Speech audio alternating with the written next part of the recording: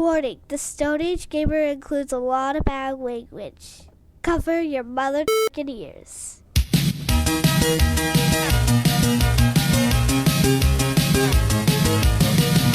Good evening and welcome to the Stone Age Gamer Podcast. I'm Kris Randazzo and joining me tonight is the finger-pointing master, Dan Ryan. Are you talking about the Xbox host? I'm talking about objections, baby. Oh, okay. Sure, why not? What did she do? What was she doing with her hands? I don't know. It was weird. It was like this weird claw triangle thing she was doing the whole time. Like, she did a thing and then couldn't undo it. It was very strange. It is time for the SAG Mailbag. We'll be answering your burning questions like our lives depend on it. What kind of weird shit are you going to ask us? Get your stamps excited. Moistened because the Stone Age Gamer Podcast starts now.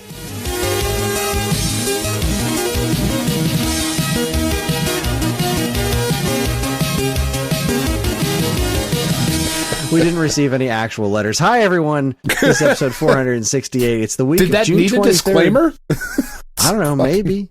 Nobody mailed me muffins. It's the week of June 23rd, 2023, which means I am a year older when this episode airs. That's right. Happy birthday, you fuck.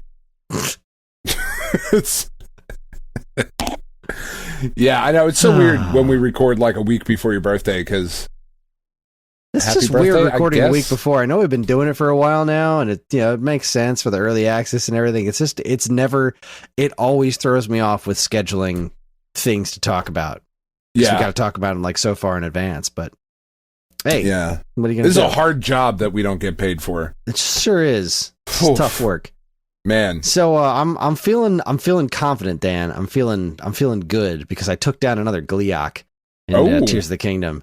And this time I did it for real. I did it with skill and and I a did lack not of bullshit. Just get hit, not die, and ram a bunch of raw meat down my throat. I actually I went into this fight with a purpose and a plan, and I died a handful of times, and then I finally got it right, and I took that bastard down. Now I'm ready to take on another one, but only when it crosses my path. My mission right now is I need to find the light dragon, and I need to steal a lot of its parts because I have I found the champion's tunic, which is the champion. They call it something else because it's got some leather shoulder pad or something in this one. So like, all right, I like playing default colors, like. In fighting games, I never choose wacky costumes. I always like choosing default colors. In Mario Kart, I'm the red shy guy. Like that's my I like default colors. I always do. So in Breath of the Wild, when I finally found what Link was wearing on the box art and made that happen, I was thrilled. That's it. Yeah. So that's what I'm working on right now, and I'm working on piecing together Link's outfit on the box art and trailers for Tears of the Kingdom, and I'm super close. I have all of the parts. Right, it's a Hylian cloak, Hylian trousers, and the champion's tunic thing, whatever the hell they call it in this one. Okay, I had the stuff to. Actually, I could have bought the cloak and the pants like right slap now in the beginning of the game, and I just didn't. Because I looked up online, I'm like, where the hell do you find these? Oh shit! All right there. So I bought them, and then I brought them to a fairy fountain, and I leveled them all the way up because I had a bajillion of every part that they needed. So I have them maxed out. But the tunic requires these dragon parts, which are hard to find. Right. Because it means you have to find that dragon, and then you have to fly up into the air and shoot it with arrows, and like hope that the parts you need fall off of it. So I need sounds so annoying. 2 fangs, 2 horns, 2 scales, and 2 claws. I just need 2 of each. Sure. And so I've got 78 fangs, -7 claws somehow. I have nothing so far because I just started. Like just this evening, I just started this. This is the only Zelda playing I did today. Was like looking up that outfit, figuring out that I'm an idiot for not having it already, maxing it out except for the tunic, and then seeing like, all right, well, what do I need? Oh, the light dragon. Oh shit, I've encountered the light dragon once, but is there a way to find the light dragon? And apparently the light dragon moves on a continuous path that just travels between all these towers. So like, whereas the other dragons, they go in and out of the depths, they kind of show up in like unique patterns in these specific places. The light dragon just travels all around Hyrule in this pattern that connects each tower. So basically, to find the light dragon, I just need to keep teleporting from tower to tower to tower until I get to the one where the light dragon happens to be. Okay. And then I need to launch myself high into the air and then shoot it with a bunch of arrows and see what comes out of it. I don't know. I haven't done it yet, but that's my mission right now, is to max out these things. But then, so when you get the cloak, you wear it over your head, but Link does not wear it over his head on the box art. There's actually a whole like sub quest that you have to go through to get him to lower his hood. This is completely insane, and I'm absolutely going to do it. And then I'm going to rebuild a town, because like I went down to, I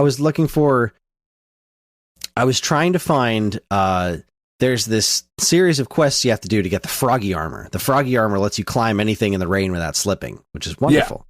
And you do that by talking to this bird dude at all the stables, and like every stable has some sort of different mystery, and you solve the mystery, and then he works for the newspaper, and then you get paid, and eventually the owner of the newspaper will pay you in froggy armor parts.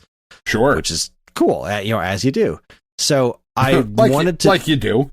There was some sort of monster happening down on the southern beach, so I headed down there, and the town was destroyed by these, like, pirate monsters, and they're like...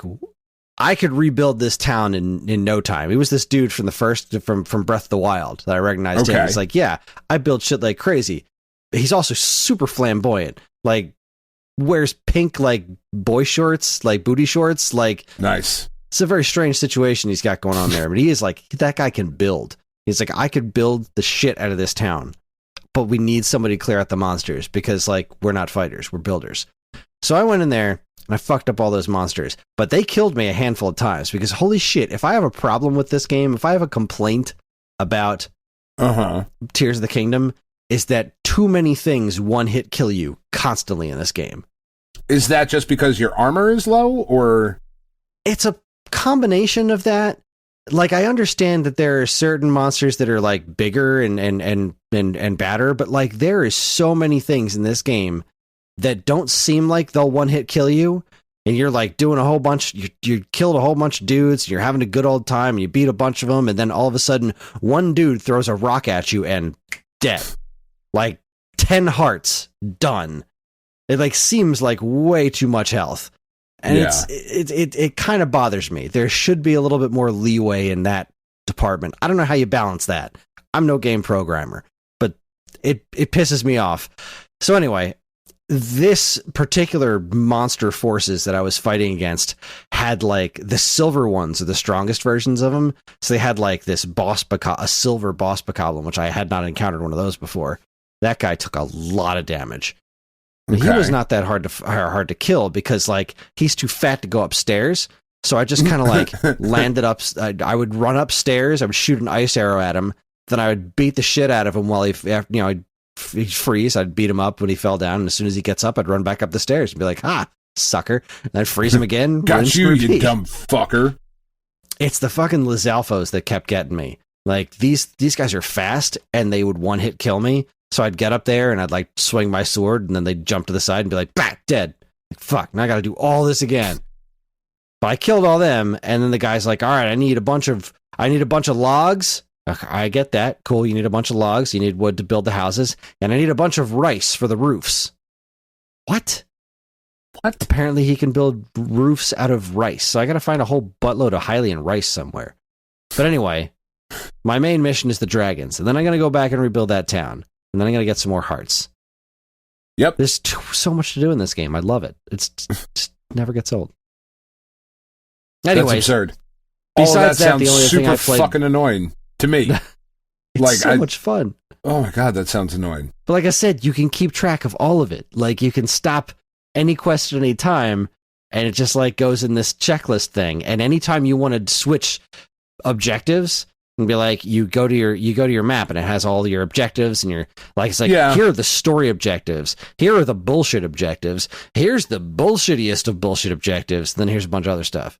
And like any one of those that you hit, it will then highlight where that is on your map and be like, here's an explanation of what you were doing, why you were doing it, and here's where you go. So I don't have to worry about pretty good. Yeah. Oh, I'm just going to put that off until later.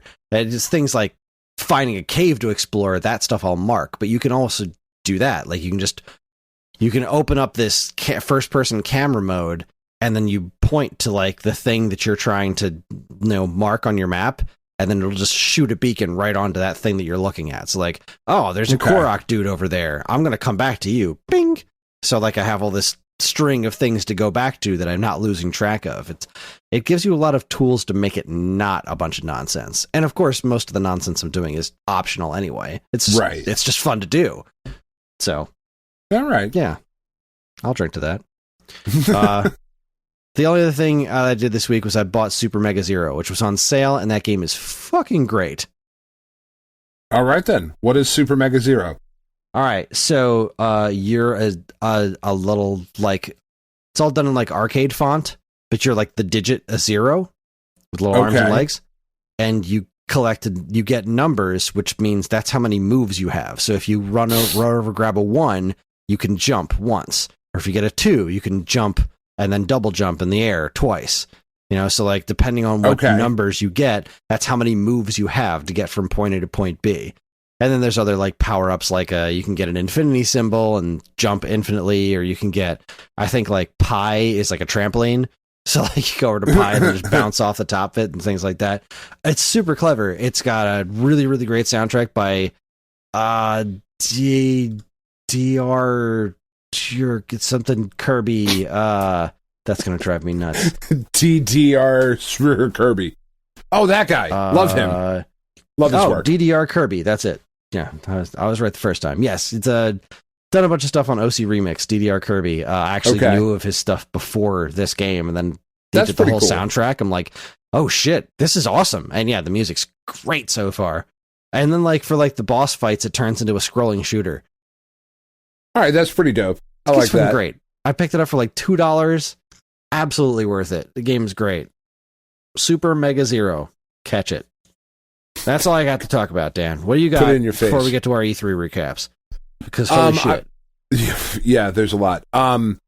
They put out a new patch in Marvel Snap that added a new mode that I'm pretty stoked about, the Conquest mode, which I won't go like I'm not going to get in depth with it, but it's a fun new mode that I'm much more that I'm playing much more now this week because I already hit Infinite this week or for this month. I hit it like on Tuesday when the patch came out because I opened up the rest of my caches and or caches. I just like saying cache. But I opened up the rest of the collector's reserves that I had and got enough tokens to buy the High Evolutionary. And it sucks because that card is definitely going to get nerfed relatively soon. Because I was like, I didn't hit Infinite last month and I was struggling. And this month I was doing pretty well and I made it up into the 80s. And that's usually where like shit starts to get real, because like everybody's really trying to maximize like your cube gains and whatever as you're trying to hit Infinite. And I bought High Evolutionary and in like 20 minutes was like, oh, cool. I hit Infinite. Sweet. Like I just fucking steamrolled through everyone I played for like the next 20, 25 minutes and legit jumped like 10, 15 levels. It was crazy. Or maybe it was less. I don't fucking know. I don't remember. Either way, High Evolutionary, really fucking good. Really fun. But then they added this new mode, Conquest, where instead of doing matches for cubes, you are playing against the same opponent, but each of you has 10 life. So if you lose a match by retreating and nobody has snapped in that match, then you would lose 1 point off, or 1 hit point, right, off your life bar. If you lose a regular match, it's 2. If you snap and lose, it would be 4. And if you both snap, it would be 8. And then there's all these different levels with like exclusive rewards and shit. But what's cool about it is that the first level is free to enter. You just jump in and you can play. So it's the thing that I had been saying that the game needs of, I've got all of these fucking cards that I never get to use because they're just not viable, and I'm worried about losing cubes and my rank is falling and all of that shit. So this is like the first part of it anyway is an ultra casual mode because there are literally no stakes. You can jump in there and it is like a vegan restaurant, just not a steak to be had. And it's super cool, right? Because you can try out all this. I wonder if this shit works. Yep, that worked. Cool. I'll keep tweaking it. Or nope, that didn't fucking work at all. All right. No, no harm, no foul. So that's been really cool. But then also, because I have been just obsessively watching Ted Lasso and loving the shit out of it, I was like, I remember there being a thing in FIFA where like you could do a career mode with AFC Richmond and like have Ted Lasso as the coach. And indeed you can. So that's what I've been doing. That's amazing. I forgot about that.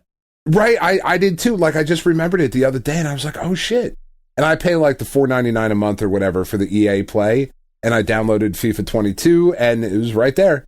Like just booted up the mode and I've been playing a shit ton of FIFA. AFC Richmond is doing very well. Danny Rojas is just fucking unstoppable. Football is life. Football is life, man. Just fucking killing it. Like I'm just wrecking house. And like it's weird too because Zava is on the roster, but I keep him on the bench because fuck Zava and his Zavocados. What a dick. Fuck right? So, and Colin, like all the actor likenesses are really good. And the only thing that kind of sucks about it is that because it's the FIFA career mode and the Ted Lasso shit was added like later, I think.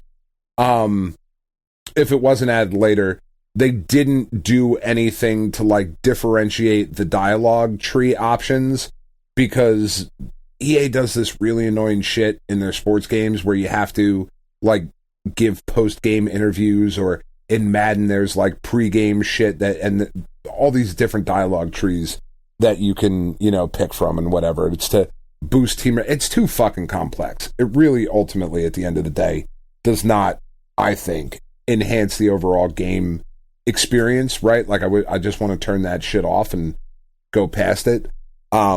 But they didn't do anything to differentiate Ted Lasso versus like literally any other coach in the game. It's the same kind of canned thing, which I understand you're not going to rewrite just for this niche, down. It's fucking cool enough that it's all in there and the actor likenesses are in there that I'm just having a blast with it. But I can't imagine listening to Ted Lasso talk like a normal human being is anything but jarring. It really is. It really is just like picking like standard canned like coach speech, like gave it 110%, left it all out on the field. Fuck off. It's not a story about his fucking friend and how he's not getting his starter jacket back. That's the kind of shit I'm here for. But like it's super fun. I'm having a good time with it because I set the difficulty low enough to where like I wouldn't struggle too bad because I haven't played a soccer game seriously in a very, very long time.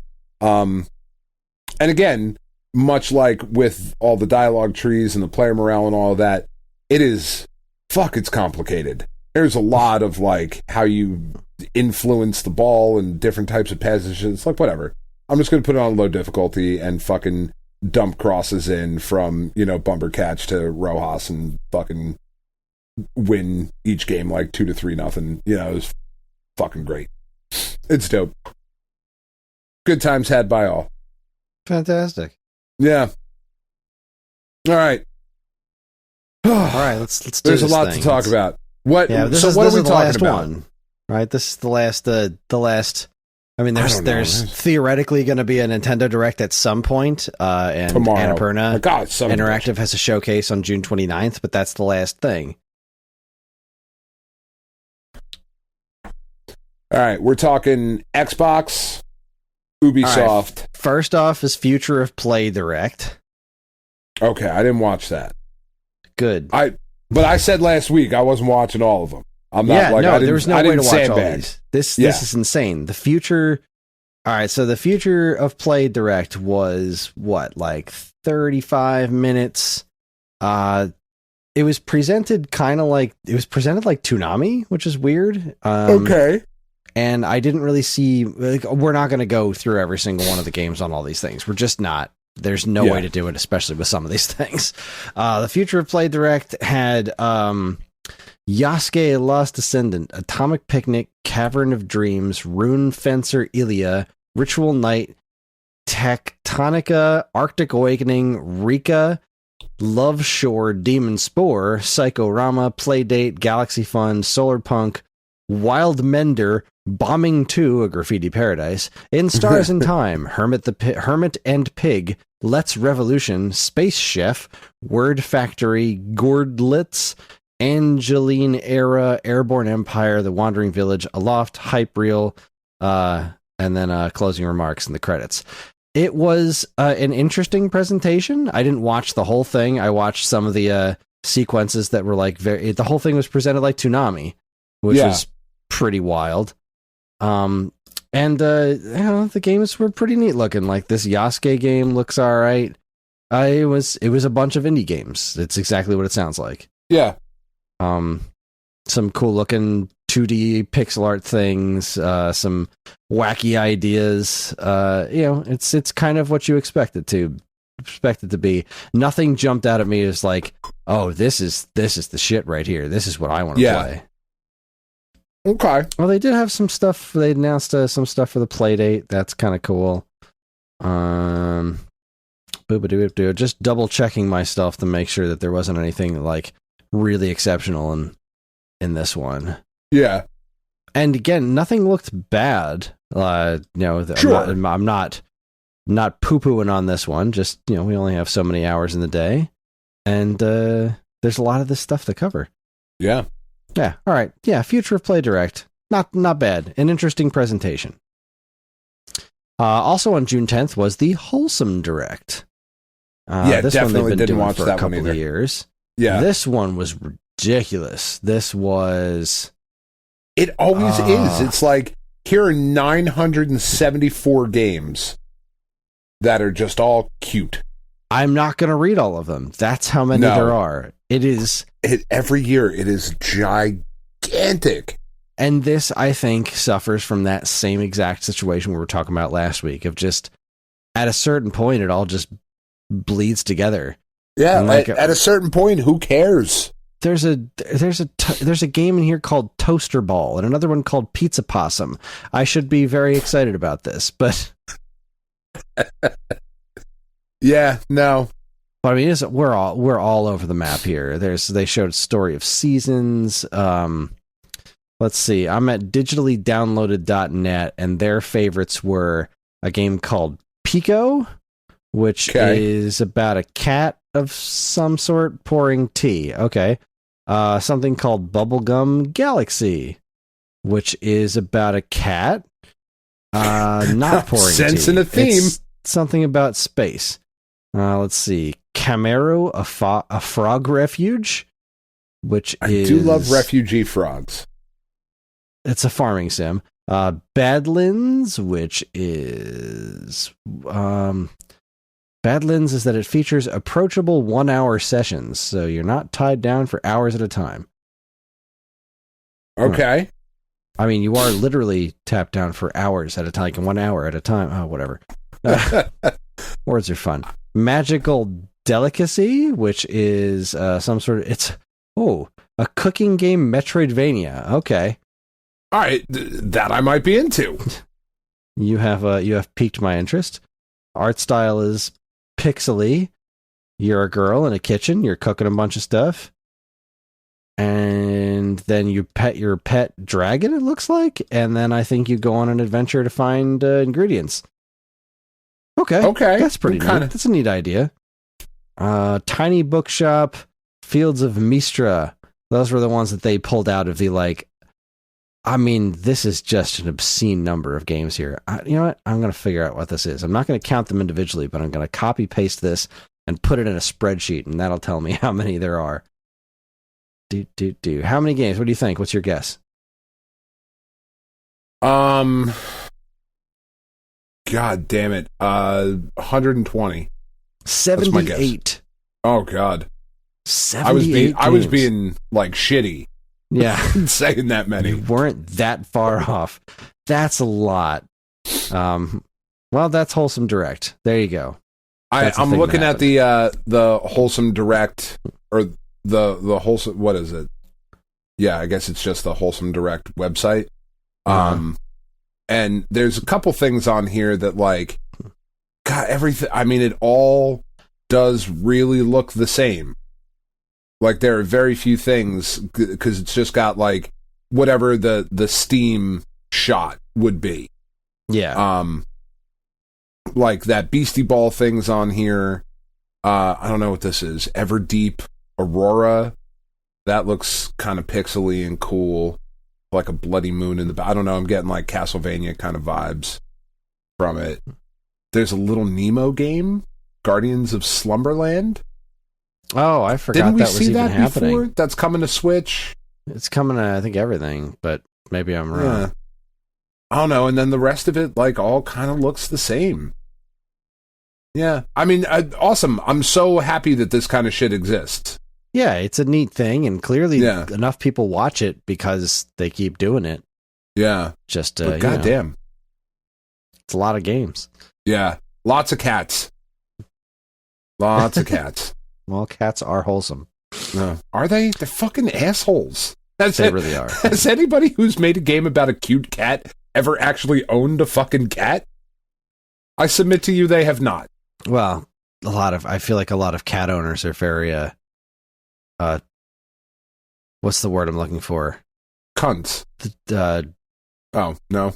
Not disillusioned. They're delusional about, their cats. Yeah, I have 3 of them. How nice they are. They fucking suck.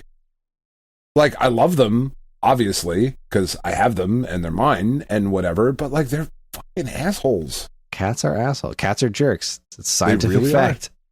They really are. All right. What do we got next? All right. Next up was the Future Games Show. This was... You already said that one. Didn't you? Didn't you start with the Future Games Show? Future of Play is not the Future Games Show. Sorry. Fuck me. Jesus Christ, guys. You're losing the thread. This was on the same day, too. June 10th was Future of Play, Wholesome Direct, and then the Future Games Showcase. Summer Showcase, as it were.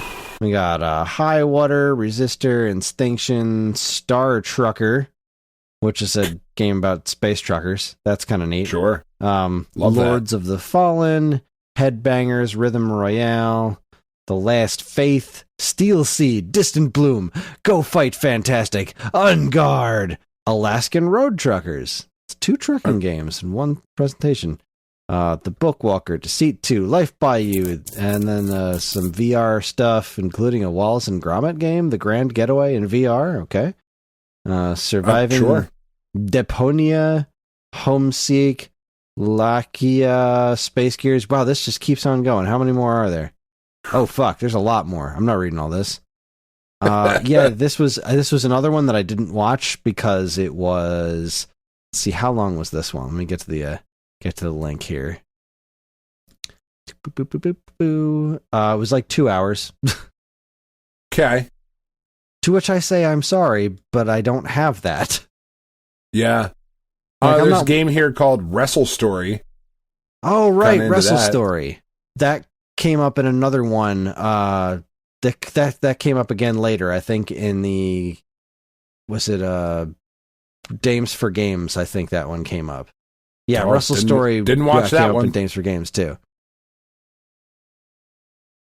Man, yeah, this is... I really need an influencer to tell me about this. And I know that's supposed to be our job, but I need an influencer to tell me so that I can tell the listeners what they should be excited about. Because, god damn it, anyway. This is a lot. It was too much. Once I see that it was that long, I was like, I don't have that kind of time. I'm size queen. What do you want? I don't understand how how anybody can be expected to care about all of this. I think At the end of that's the day, the other you know huge what I problem mean? with it. Because like it's you look so at Nintendo much. Direct or even the Microsoft one, you look at the big ones, they're never this long. They're not. On the Microsoft one, I had anyway. We'll talk about it. We'll talk about that soon. That's like 2 from now. But there were things. I have a lot of thoughts about the Microsoft one, but we'll get to that. The next one that was the last one for June 10th was the OTK Games Expo. I have never heard of OTK Games before. No, But they had their own thing, and they kicked it off with the sequel of the Turnip Boy Commits Tax Evasion. Turnip Boy robs a bank. I mean, okay.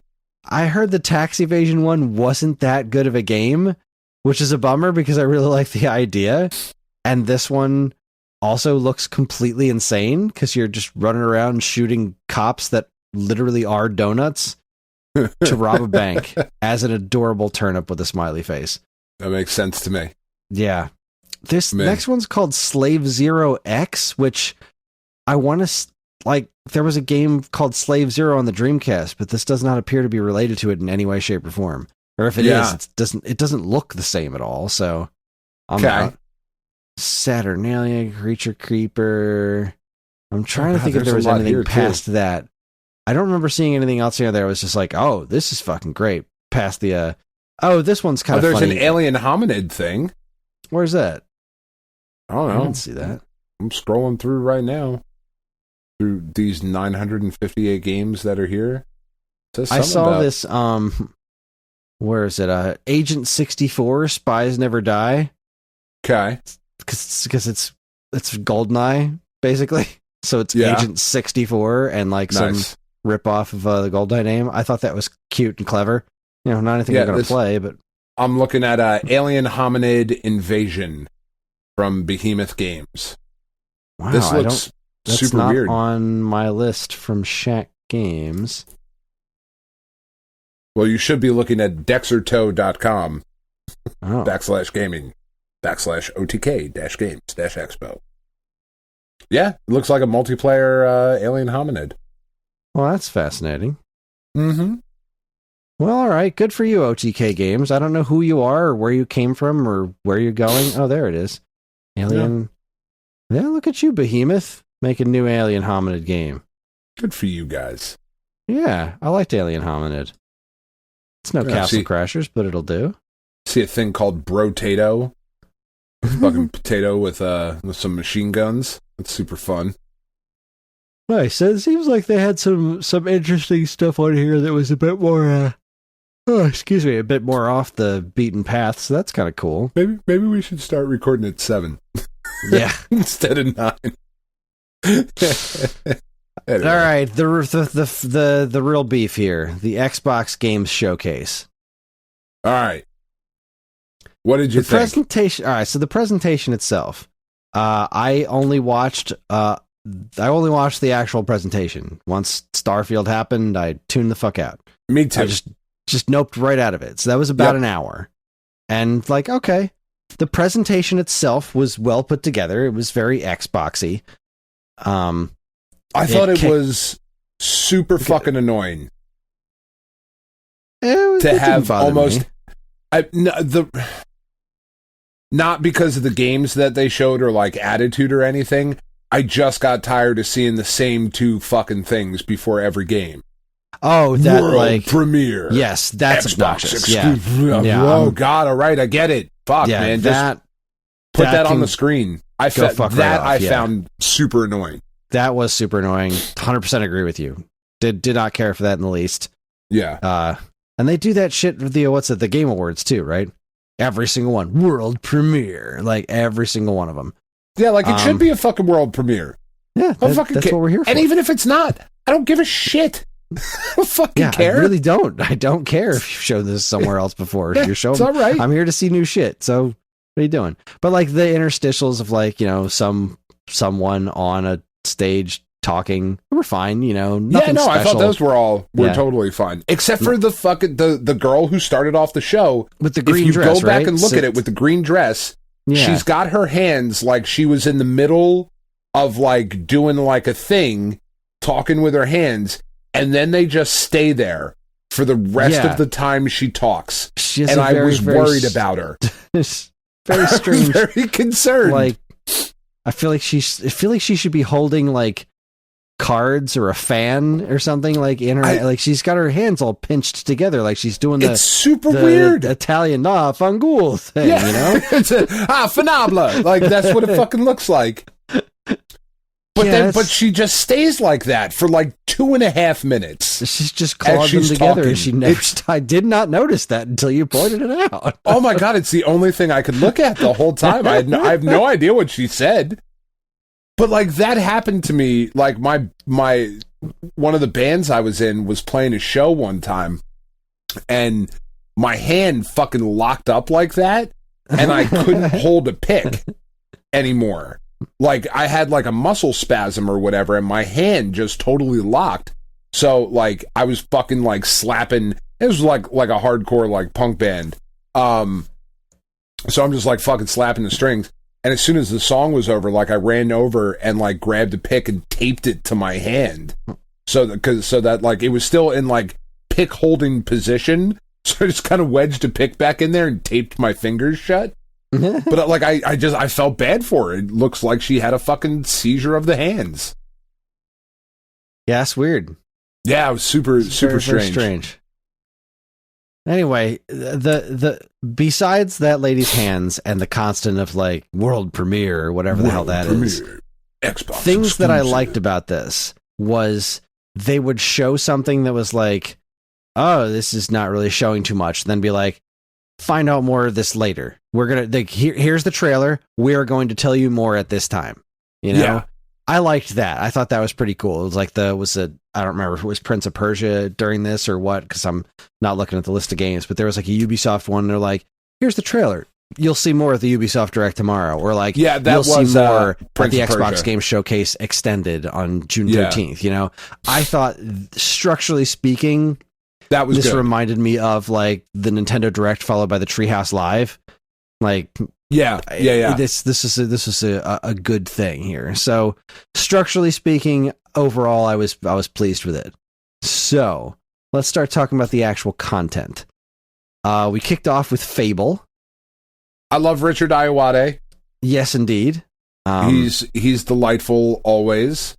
The internet hates this protagonist because she's not pretty. Oh, well, yeah, I mean...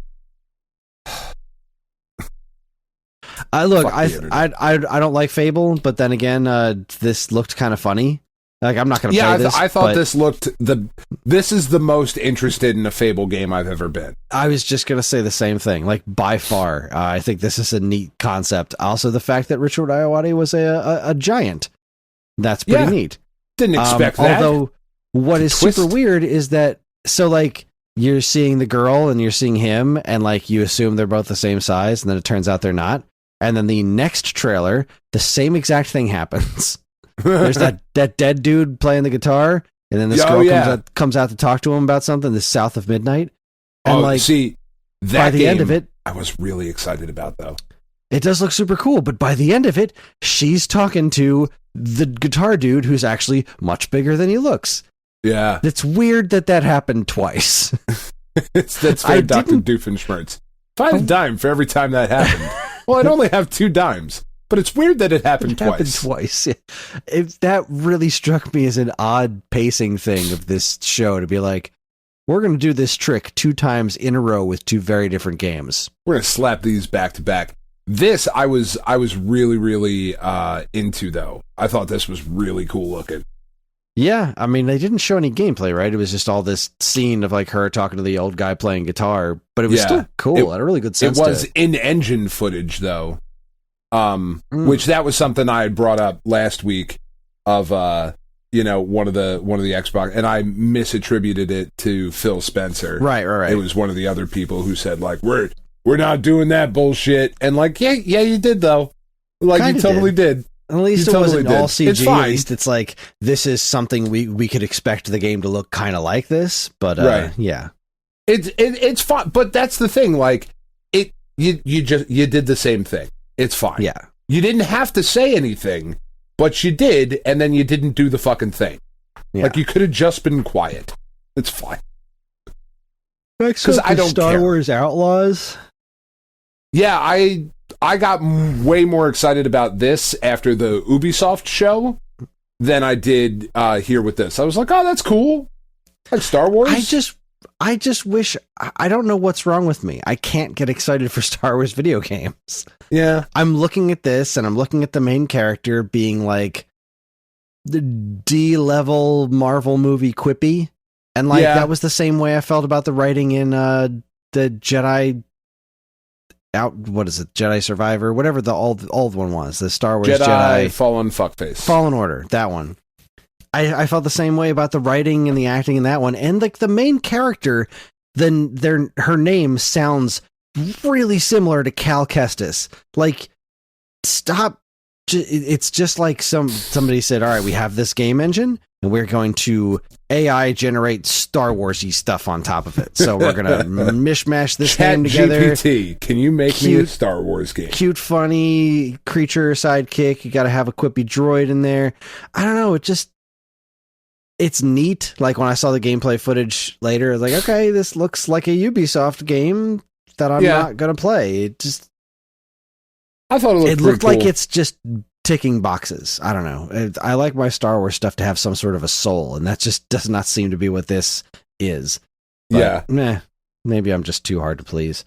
What's this next one? Saying about you. 33 Immortals. Yeah, that looked pretty cool. Yeah, it was neat. It looked kind of neat. Thunder Lotus makes really good shit.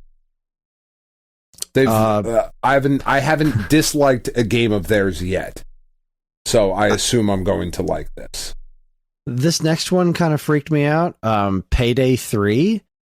I thought Payday 3 was the one that was out already.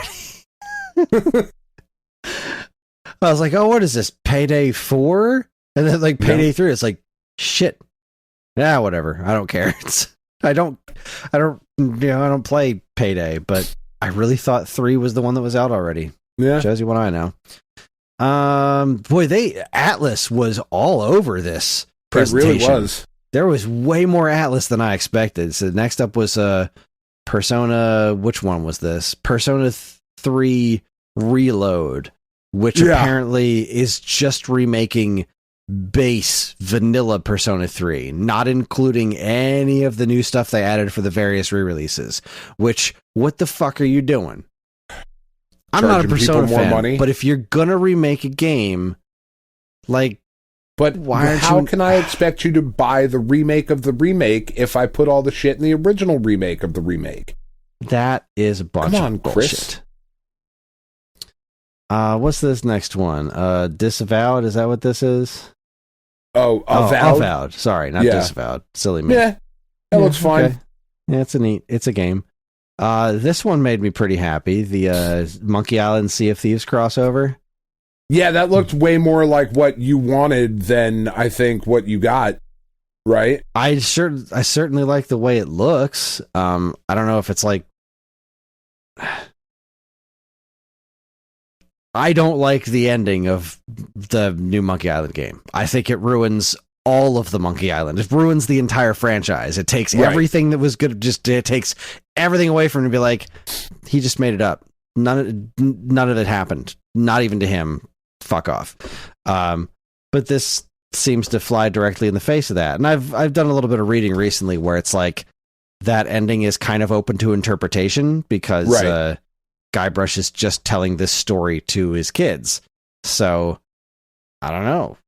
Right. What happened? Whatever. That game makes me sad. Like really, really sad. But I also hated the art style. I do not hate the art style here. I like that all the voice actors are back.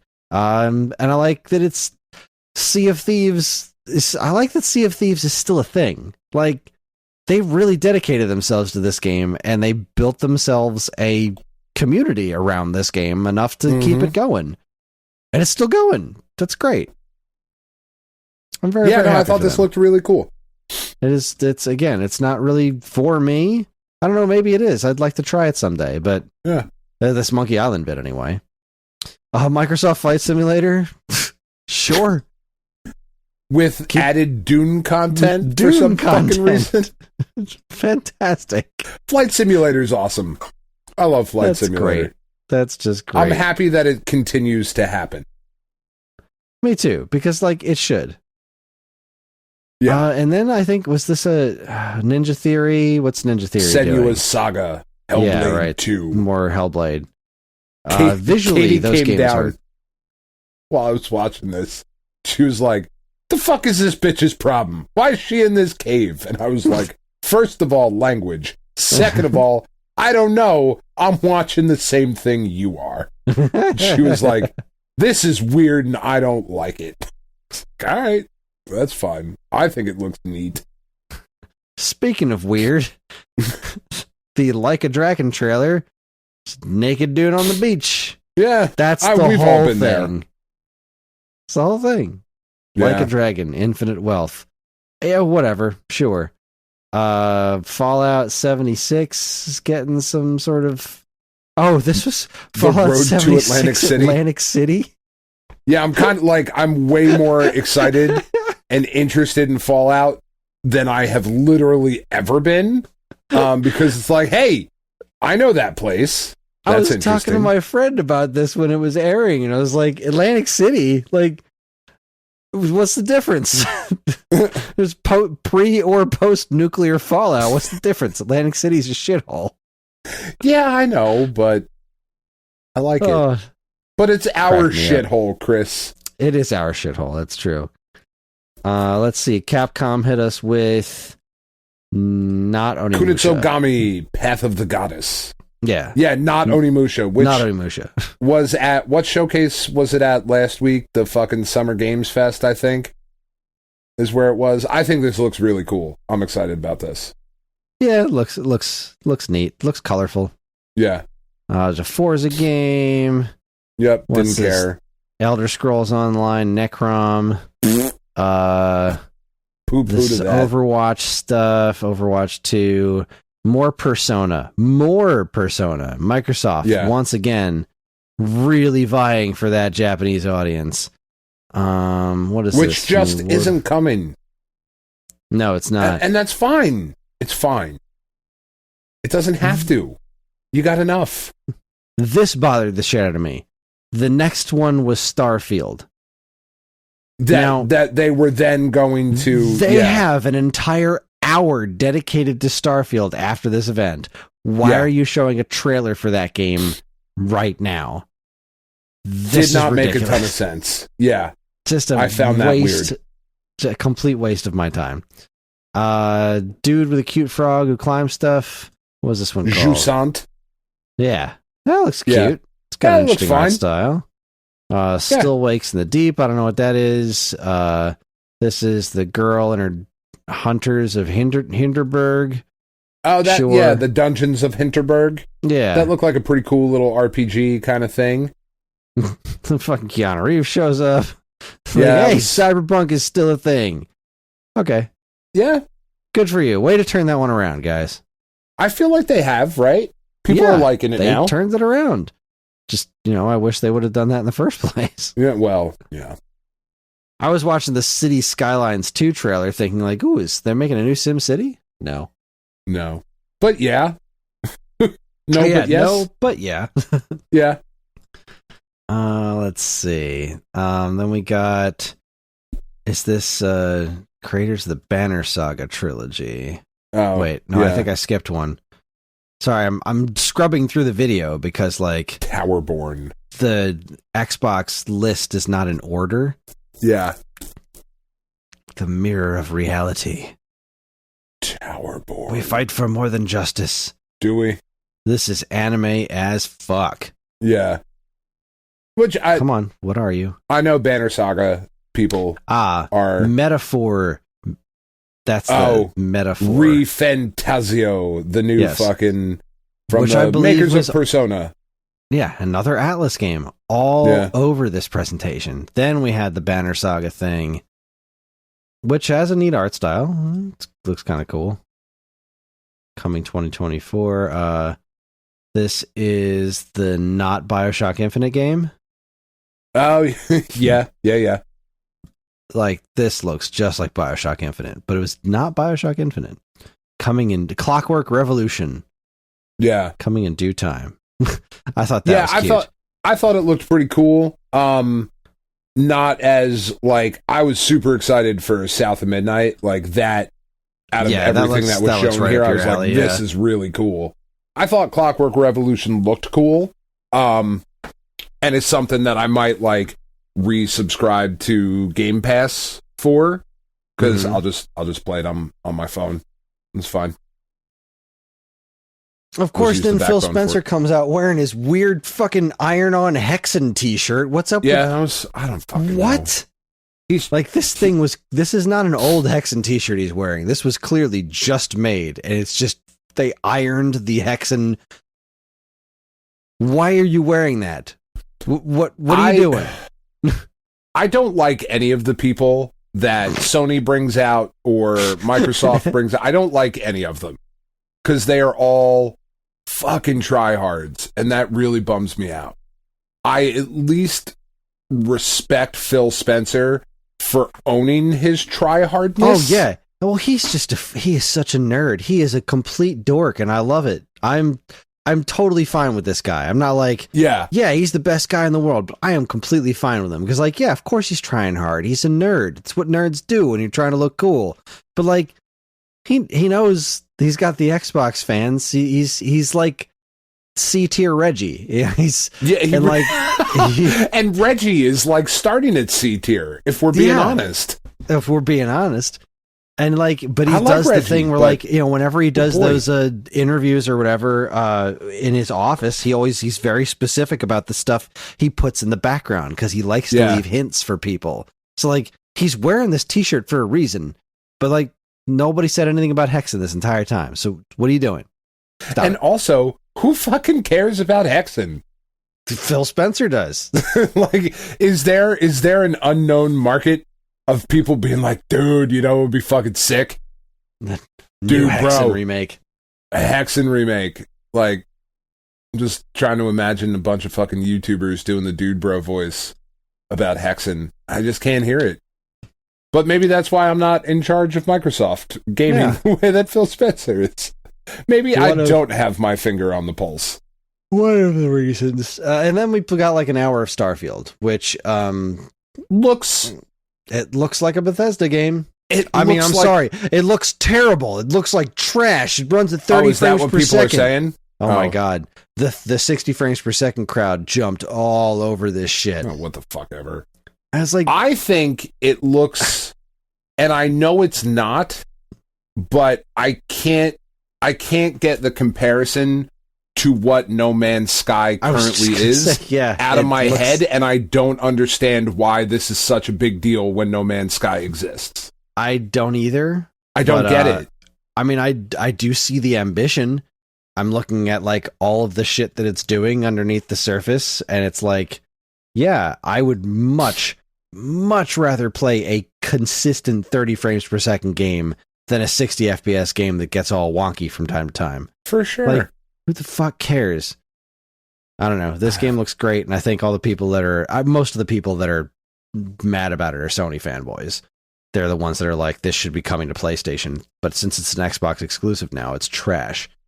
And, like, that's just console wars bullshit, you know? Just like the Xbox... I don't know, just like the Xbox heads jumping all over the PlayStation conference. Like, that's just console wars bullshit. I think it looks fine.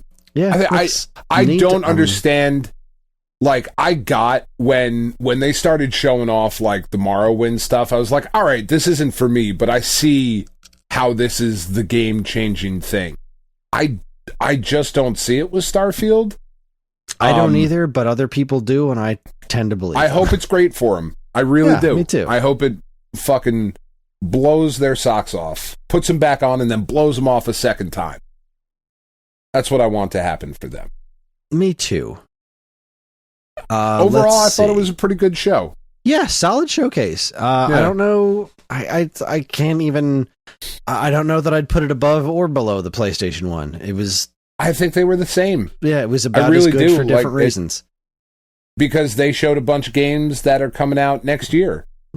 You know, like that's most of what Microsoft showed, I think, was, 2024. Yeah. Which is fine. Like, that's what this should be. I already know what's coming out this year. I need you to, like, shadow drop shit. Except Nintendo. Yeah, well, Nintendo needs to drop a fucking direct because they don't have anything announced past Pikmin next month. Yeah, that's fair. That's fair. All right. Good job, Xbox. Yeah, If that was it was followed fine. up on June 11th, also by the PC Gaming Show, which featured a metric shit ton of games, was, what am I looking at? Almost 3 hours long. Fuck you. It did feature some Vampire Survivors DLC. Great. Literally all that matters. I'm sure there's other cool stuff in here, but I cannot be arsed to go through a 3-hour show of PC games I'm never going to play. All right, next up, we have Ubisoft. Ubisoft Forward 2023. Ubisoft is a horrible company run by horrible people, and I don't really advocate doing anything with Ubisoft, but they did have mostly women on the stage. Good for them. Right? And that, yeah. Let's see. They kicked us off with Just Dance and Avatar. So right out of the gate, I'm thrilled. I have spoken many times on this podcast about just how gigantic a pile of shit I think Avatar is. I have not seen this new movie. I can't imagine a time where I'm ever going to. Same here. That being said, I thought this game looked like shit too. I just thought this looked fucking bad. I didn't even watch it. I just know. I don't really care about a world that has so much. Because I will at least credit Avatar for having like a fucking deep lore, and it's a bunch of shit I don't care about, but I know it has its fans and whatever. Like, good, go off, young king or young queen, enjoy yourself. But like with all of the different shit that Avatar has going on in and around the world, to just make a first-person shooter. And I know it's being labeled as the first-person action adventure, but it's a first-person. You fucking made a first-person shoot. Why? Do something different. Do something interesting. I don't know. I thought it looked generic as fuck. Like I don't know that I could tell you if I didn't see the blue Navi shit, like their hands or whatever. I don't know that I could tell you that this was any different than Avowed. Because I don't remember either of them because they were generic as hell. And that sucks, I think. I don't know. I feel like this just deserves better. I don't know why I feel that way. I don't either, because I don't think it deserves anything. Let me amend that. I think the people who are big time Avatar fans deserve better than what this looks like it's going to be. It does seem like a property that's like rife to be better video game, but yeah, this just does not. Looks generic as fuck, but that's kind of how I feel about the movie too. Yeah, I mean, to be fair, I really did think that movie was just the hottest of garbage. I didn't even pay to watch it, and I was mad. They followed that up with some shooter called X Shooty stuff, X Defiant. Yeah, whatever. Don't care. But then they followed it up with that Prince of Persia game. I gotta say, that shit looks fucking dope. This looks fantastic. Yeah, I'm real excited about that. This. I'm not a fan of Ubisoft, but I might be willing to make an exception for the Prince of Persia. I believe the original creator guy is still involved. Of course, a lot of people are very upset about the main character having dark skin. Oh God! The fucking Prince of Persia being a brown person. Persia, and also I believe that this is not the Prince of Persia. It's my understanding that you are out to rescue the Prince of Persia. You are not the Prince of Persia. A lot of people were comparing the gameplay of this to Metroid Dread. Okay. Just the way it moves and how it feels to play. Like it feels really, really fluid. I am. That's fun. Threaten me with a good time. That sounds awesome. And I love that, Prince of Persia going back to 2D. I think that's a really cool thing. It's been a while. And I feel like the people who are mad about him being brown are the same people that were excited that Tom Cruise was the last samurai. Like, finally a white guy in a samurai movie. Finally. You fucking assholes. Also, a lot of people are pissed at it for being 2D. Oh. Well, this is the same exact crowd that was like, ew, Nintendo's going to charge full price for Metroid Dread? Like, yeah. Because the perspective doesn't change how good, like, perspective does not equal price, you fucking the value of a game does not, I don't base the value of a game, how much I want to pay for a game, on how much I think it cost them to make. Because that doesn't make a difference to me. Or in how many dimensions they put it in. Yeah, like, it matters to me how much entertainment I'm going to get out of the game. And this looks like something I'm going to get a lot of entertainment out of. And unlike that Sonic game, right, Sonic Superstars, they showed off like a couple of Switch-specific screenshots that are a pretty significant downgrade from the other versions, which, like, really kind of shouldn't be. Unlike that, this apparently looks and runs great on the Switch. That's awesome. Because looking at this, there's no reason that it shouldn't be comparable. There just isn't. And there's really no reason that Sonic game shouldn't run well, other than, Sega just not being very good at their jobs. But I will say I watched a video that Sonic game has the exact same physics as Sonic Mania, which I think is really cool. Like, it doesn't look like it does, but then they showed side-by-side footage of, like, the way he gains momentum and everything. Like, it's using the exact same physics. That's pretty freaking cool. God, this Prince of Persia game looks fun. Yeah, I think it looks really, really fucking cool. This is by far the most interested I've been in, like, anything Ubisoft in ages. Even the Mario Rabbids stuff. Like, I just think this looks great. Yeah. I'm all for this game. Now, of course, the Sands of Time remake was just as missing as Beyond Good and Evil 2. Those games are gone. All right, so they might as well be. What is this? Captain Laser Pants? Captain Laser the Blood Dragon remix is now getting an anime. Like, that's fine. Okay. Good for you. Yeah. The Division Resurgence, could not care less. Skull and Bones. That was the pirate game they showed off a while back, right? Yeah. That looks pretty cool. This has been cooking for years.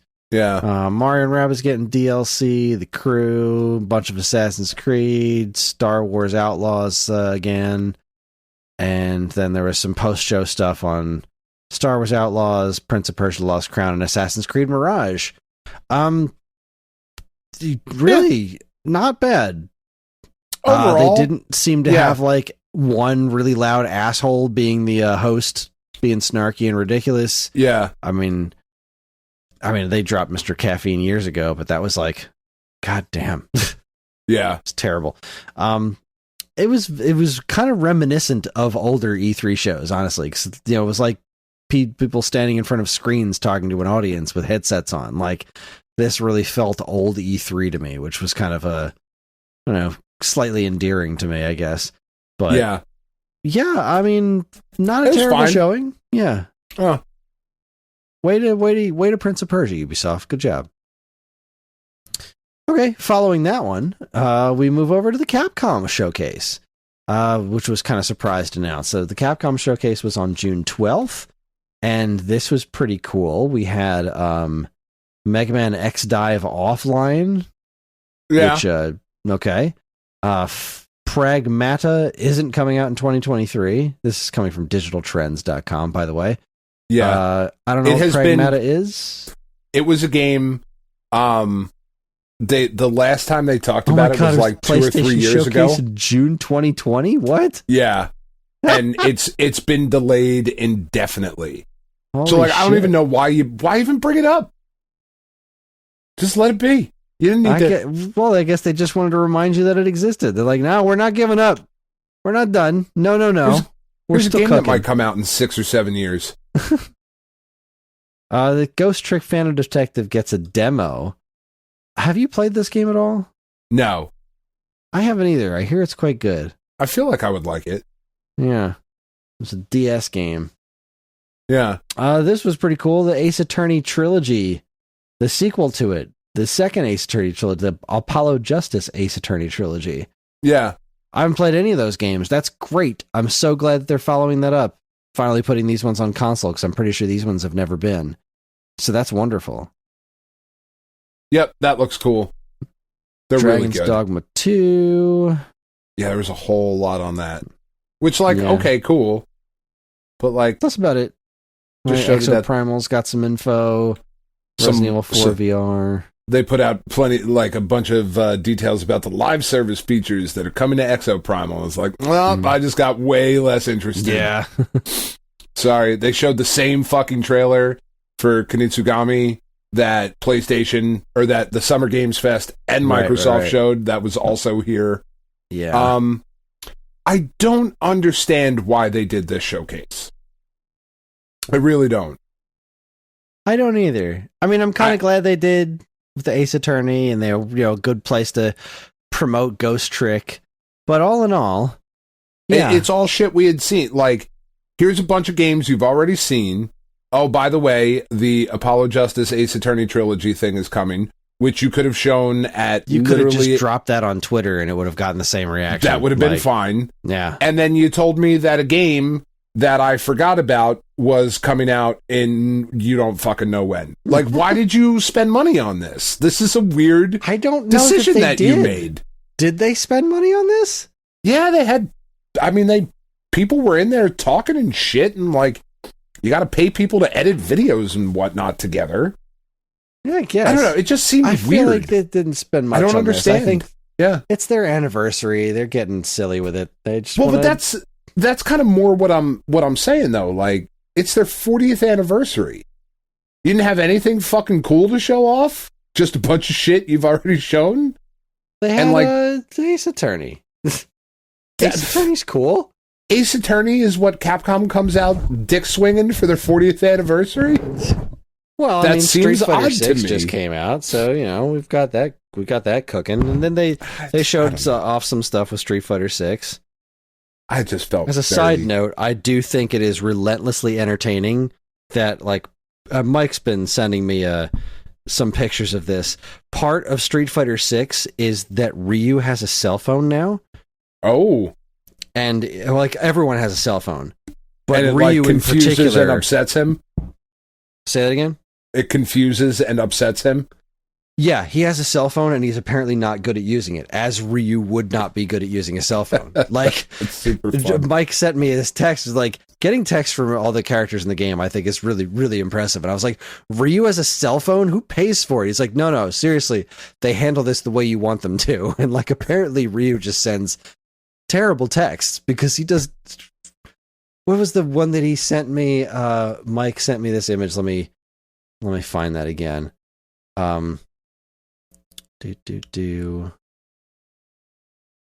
Text from Ryu. I believe the answer lies in the heart of the internet. Yep. That's awesome.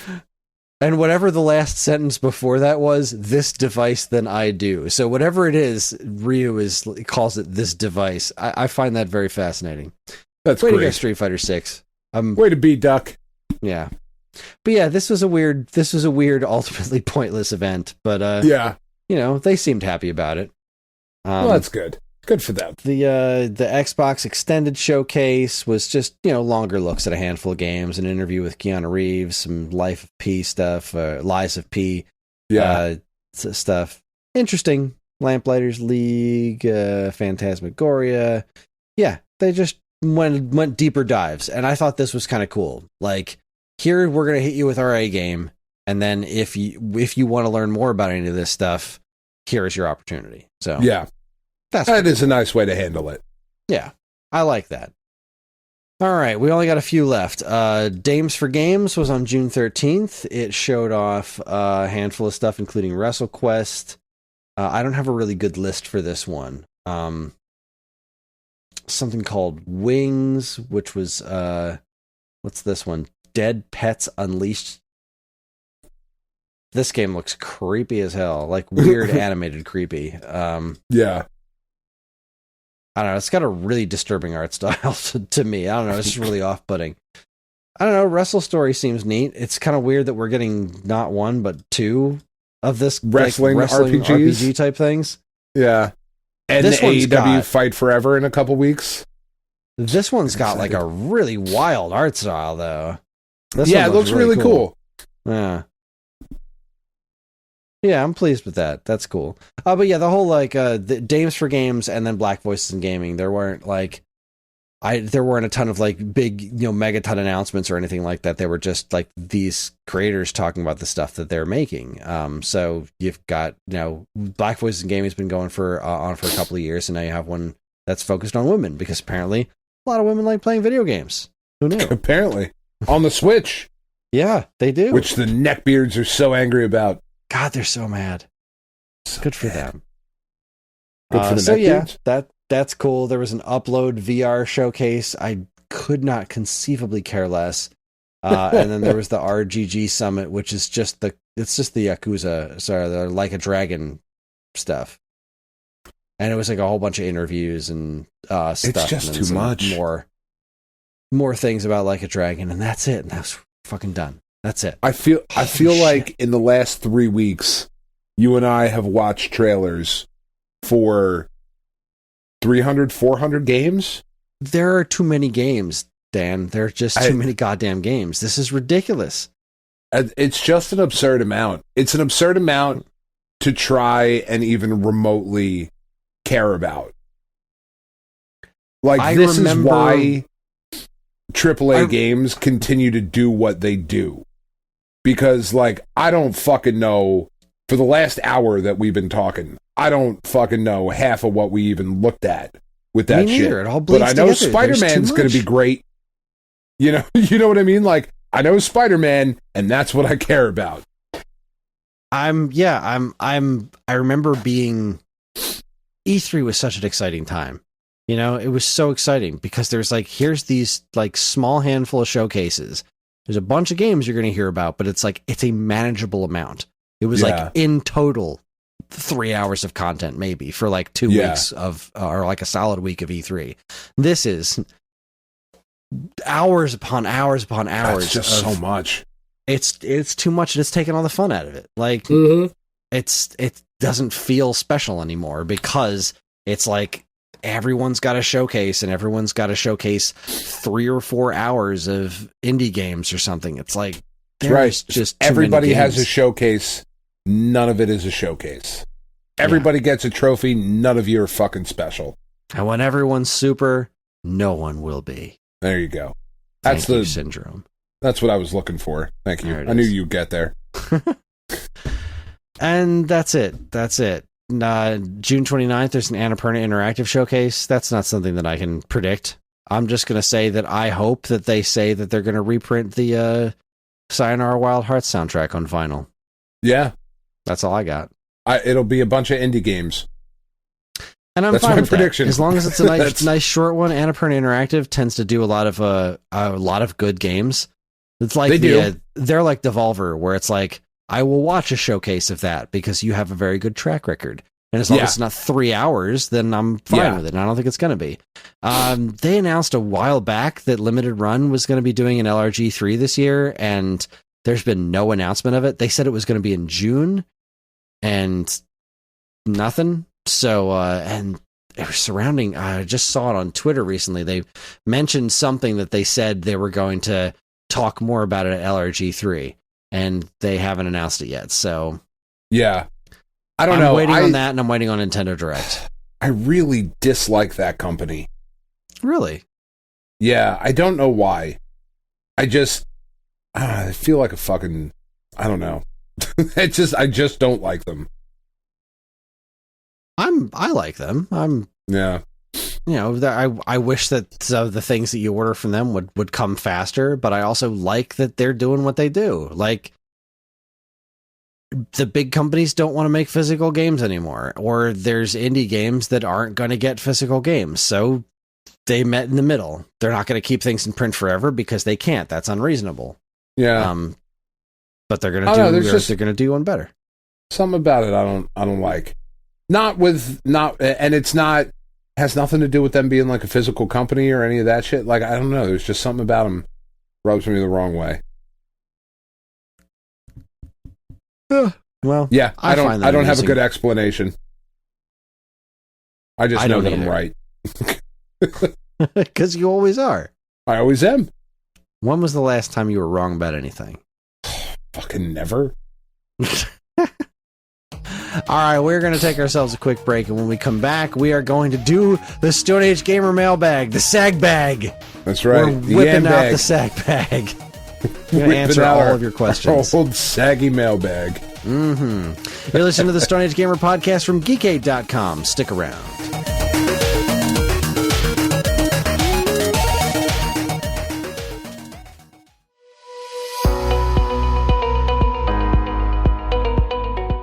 Hi everyone, Kris here. Podcast listening is free, but podcast creation is not.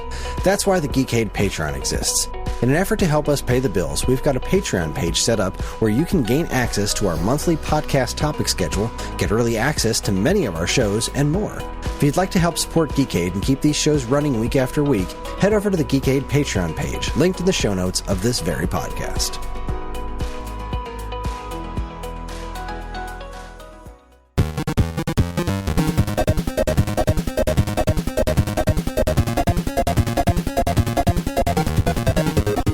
Okay, we are back. We are ready to take your burning questions, the most of which we got through Discord. Big surprise. But let's do a little double check here. Over on Twitter. A discount double check? Over on Twitter, we got one from Bacteria Mage. It says, will you offer a repair service for retro consoles? And I believe the answer is yes. Just contact us at support@stoneagegamer.com and tell us what system you are trying to get repaired, and we have a modder on staff that takes care of some of that business. So they will send it right to me, and I have no idea what the fuck I'm doing, but I will give it a shot, dude. I got you, dude, yes, or dudette. Rest assured, Dan and I will not touch any of your stuff. I will touch all of it. I will touch it to me. I will touch it to Kris, even if he doesn't want me to. Because Kris and I are past consent. Sweet Jesus. Sorry. All right, let's see. Did we get any Facebook questions? One comment. What do we got?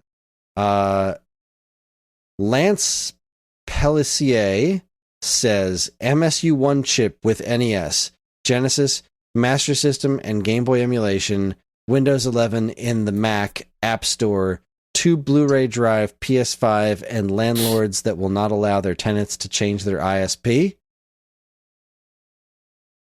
Did you understand hell of a question? Of that?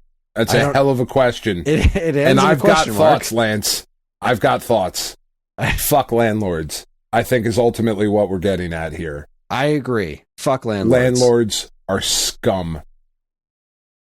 For the most part. I'm sure there's a couple good ones, but I have yet to meet one. So, yes, I agree, Lance. Landlords are the problem. Okay. And that wraps up the mailbag. No, I'm just kidding. All right, over on good night, everybody. The Discord, we have the most of them. So let's get to the business here.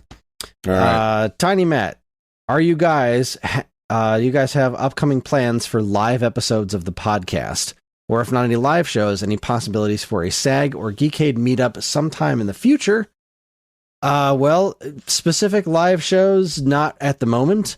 But there has been a lot of talk of me and Dan somehow making it out to the Stone Age Gamer store in Salem, Ohio, and doing a live episode there, which we would theoretically be inviting people to come watch us do. But we have zero details on if or when that's actually going to happen. But that's no cooking conventions right or anything lined up. Yeah, not really right now. I don't know why. Might maybe be at 2 minutes, but we're poor as fuck and we're busy.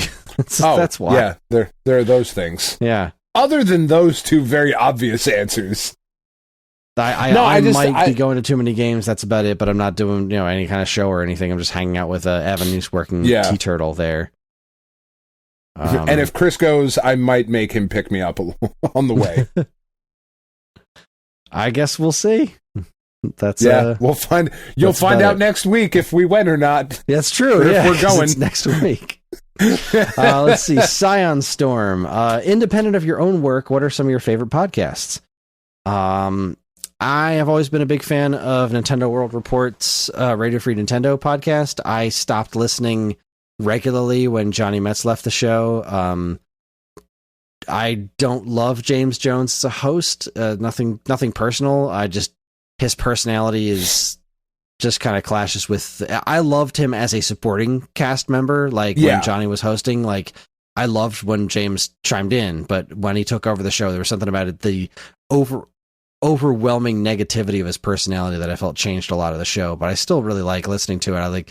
I love listening to Guillaume and Greg and John, and I think it's a really great show. Even if it's not, I don't listen to it as religiously as I used to. I do think it's a great show.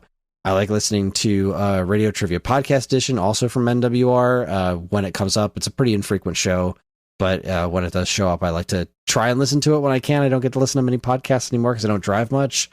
Atari 2600 Game by Game podcast. Ferg obviously is one of my absolute favorites. And then I spend so much time actually podcasting myself, I don't get to listen to many others. So what about you, Dan? I still really like Retronauts. Retronauts is a good time. Retronauts, I just think is consistently entertaining. I have a good time with Retronauts. So a big fan of that. The one podcast, honestly, that I listen to the most is the Jim Cornette Experience, which is all about fucking wrestling. Jim Cornette is an old school wrestling guy, and he fucking hates everything that is happening for the most part in modern wrestling. And it's super weird. He's like he's a real progressive dude from Tennessee. Which is kind of a strange thing to be. And he's really funny. He cracks me up because a lot of the issues that he brings up with modern wrestling, I'm like, oh, yeah, I mean, I suppose I could see how that would bother somebody. I don't give a shit about that, but like, I like you, Jim Cornette. He was the dude who always used to run around with a tennis racket back in the day. I liked him a lot. I listened to Make It Plain with Mark Thompson. It's a progressive, certainly left-leaning podcast that he puts out a couple times a week. R2C2, which is CC Sabathia and Ryan Rucco talking about baseball. CC Sabathia is one of my favorite players of all time. I fucking love that dude, and he is a super funny podcast host.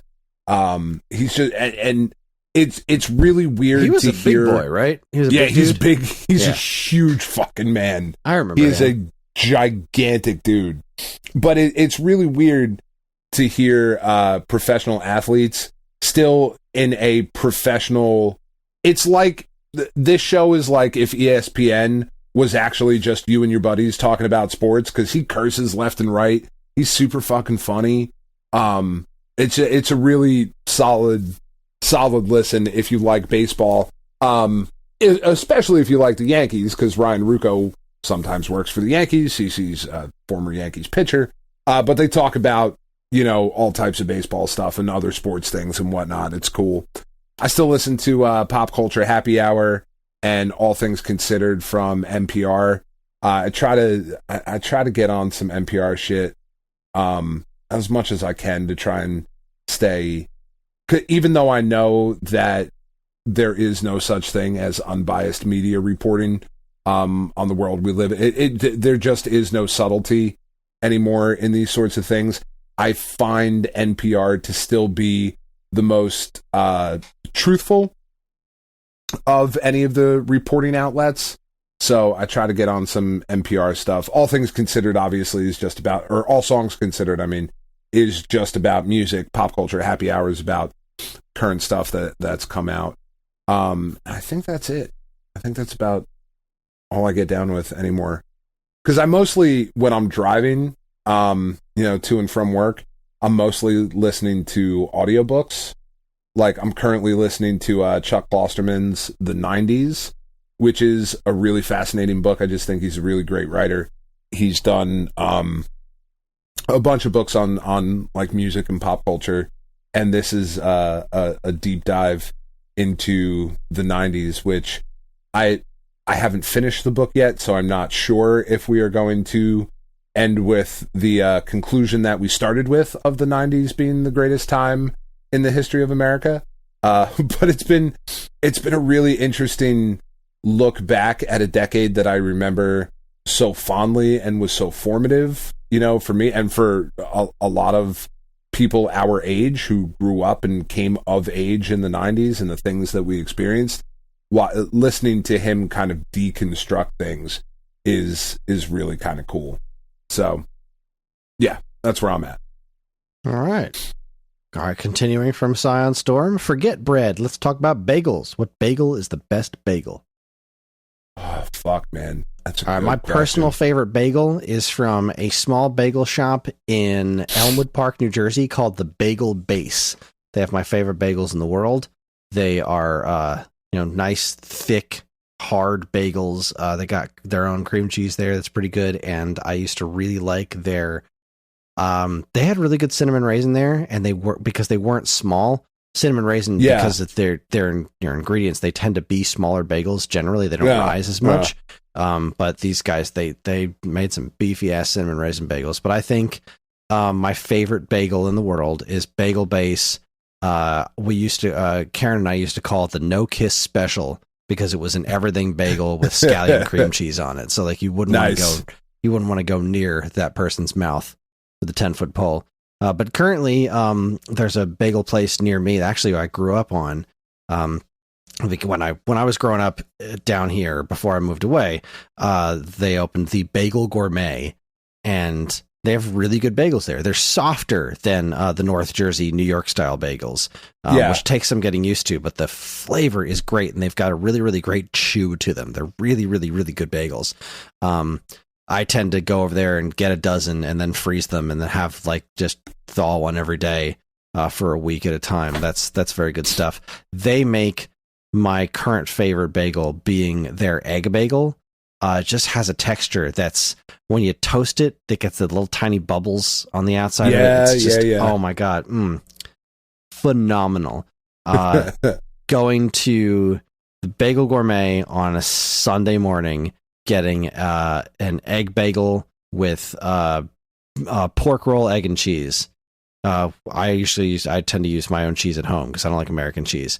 So I just do pork roll and egg, and then I go home and I slice up my own New York extra sharp cheddar to put on there. Fucking A. That's good stuff. But yeah, I don't really... Crazy bagels are fine, interesting crazy bagels. I know Manhattan Bagel has a really interesting spinach bagel that I like because I love spinach. But all in all, just give me a really good egg bagel is probably my favorite. Yeah, I think I'm kind of in the same boat too. There's a place that when Tiff's at work, she'll bring... I don't know the name of it because I don't pay attention when my wife talks because I'm a terrible husband sometimes. But they get a bunch of crazy bagels, and there's a Captain Crunch bagel, and they have a vanilla bean cream cheese, and it's wow, that's dessert though, that's not, when I think about a bagel, that's not, I think it especially in service to this question, I don't think that's exactly what we're going for. My favorite that I've ever had is a place in Glassboro, New Jersey, that used to be called Don's Bagels. And it's fucking wild because when I was working at the Game Crazy in Glassboro, New Jersey, it was Don's Bagels. And Don would bring his kids over to the store because it was in the Hollywood Video where the Game Crazy was a big fucking shopping center. Because that is South Jersey. For those of you who've never been here, if we are not the home of the mini mall, I challenge you to find a place that has more mini malls than we do, and strip malls, and just the shopping center palooza that we have. It's absurd. But this particular one, it's just a little corner bagel shop, and then our Hollywood Video was there. So, they would work in the morning and whatever, and he would bring his kids over, buy video games, whatever. And the kids were all really nice. And then I moved away for a while, and Tiff and I, when we moved back up here from Texas and whatever, we drove down, and we were, over in that area, and we were like, oh, let's go over to Don's. Let's see if Don's Bagels is still there. And it's now called Rise Bagels because the kid that I used to sell video games to is now in charge of the fucking bagel store. And that is weird to me because it makes me feel like an old ass man. But short story long, They do a cheddar cheese bagel, which is just a plain bagel with a bunch of cheddar like melted on top of it. And then they do a buffalo chicken that they put on that. And it is, oh my God, it's fucking incredible. It's just ridiculous. It's like the best bagel thing that I've ever had. If that is not an option, I will always go for an everything bagel with veggie cream cheese. That's my shit. Like, if I'm not having a fancy bagel sandwich and I'm just strictly a bagel, just a good everything bagel with veggie cream cheese, can't go wrong. Okay.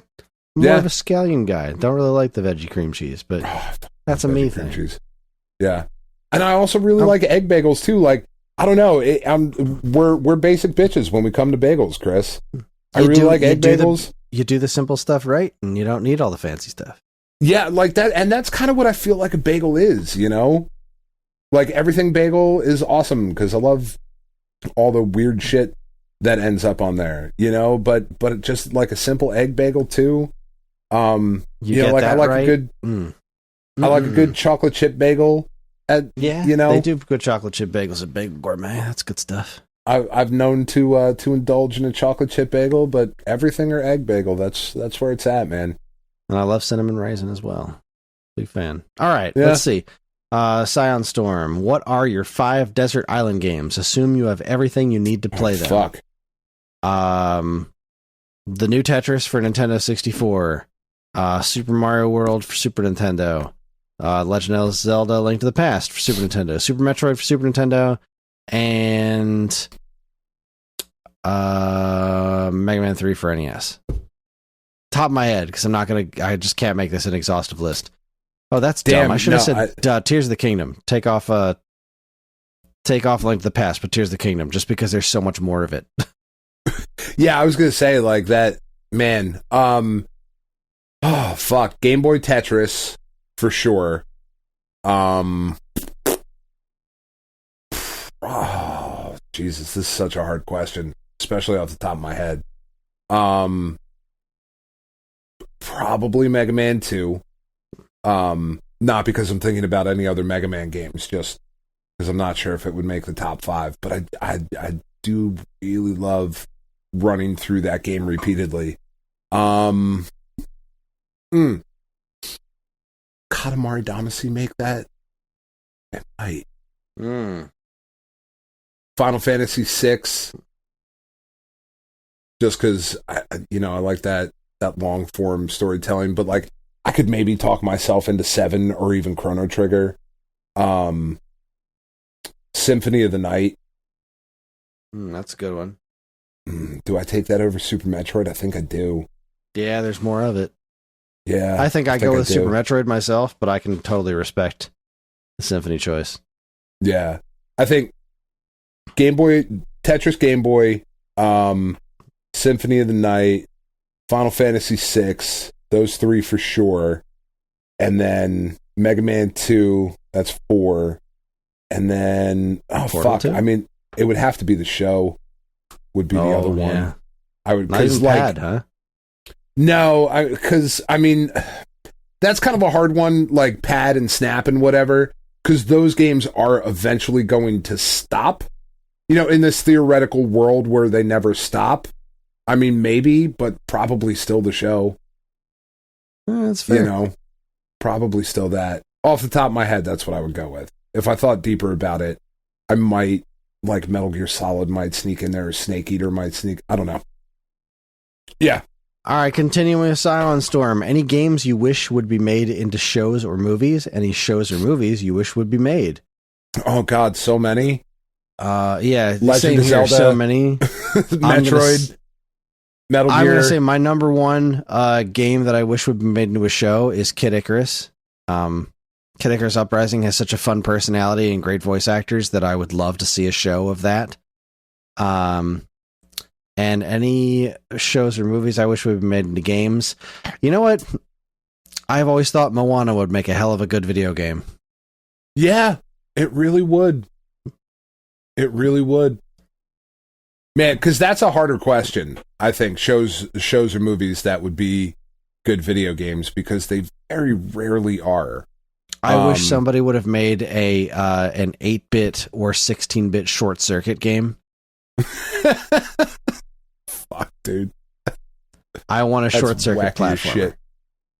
I desperately want a Metal Gear Solid show. That is what I want. I want a Metal Gear Solid show desperately. I just, please make it happen and make it be fucking good.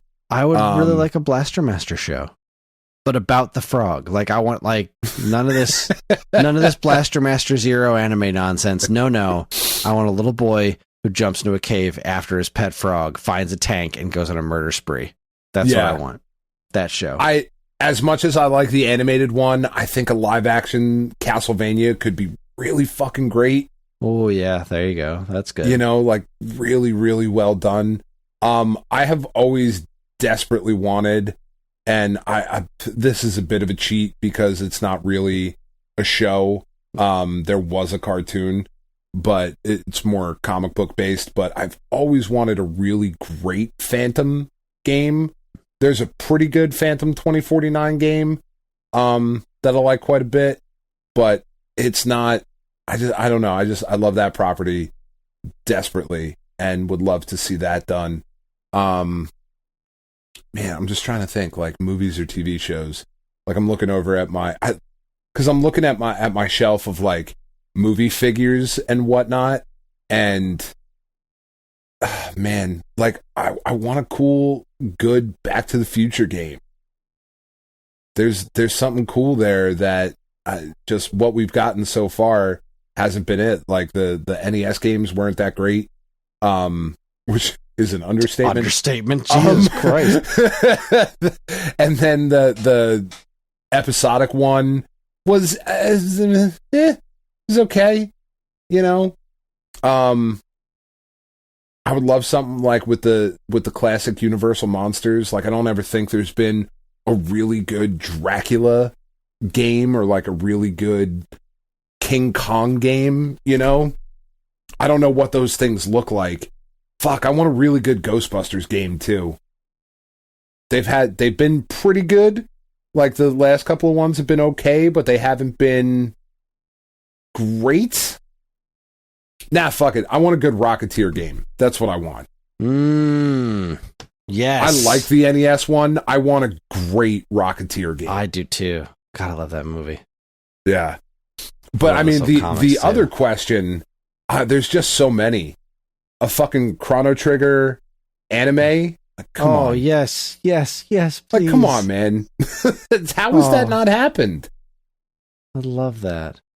You know? That's a Comic Zone series. Dude, Comic Zone would be fucking great as a series. There's a ton. Right. We got to keep moving. Moving. Right. There's a lot left. What is one thing you've learned about yourself as an adult gamer? I have really bad posture. What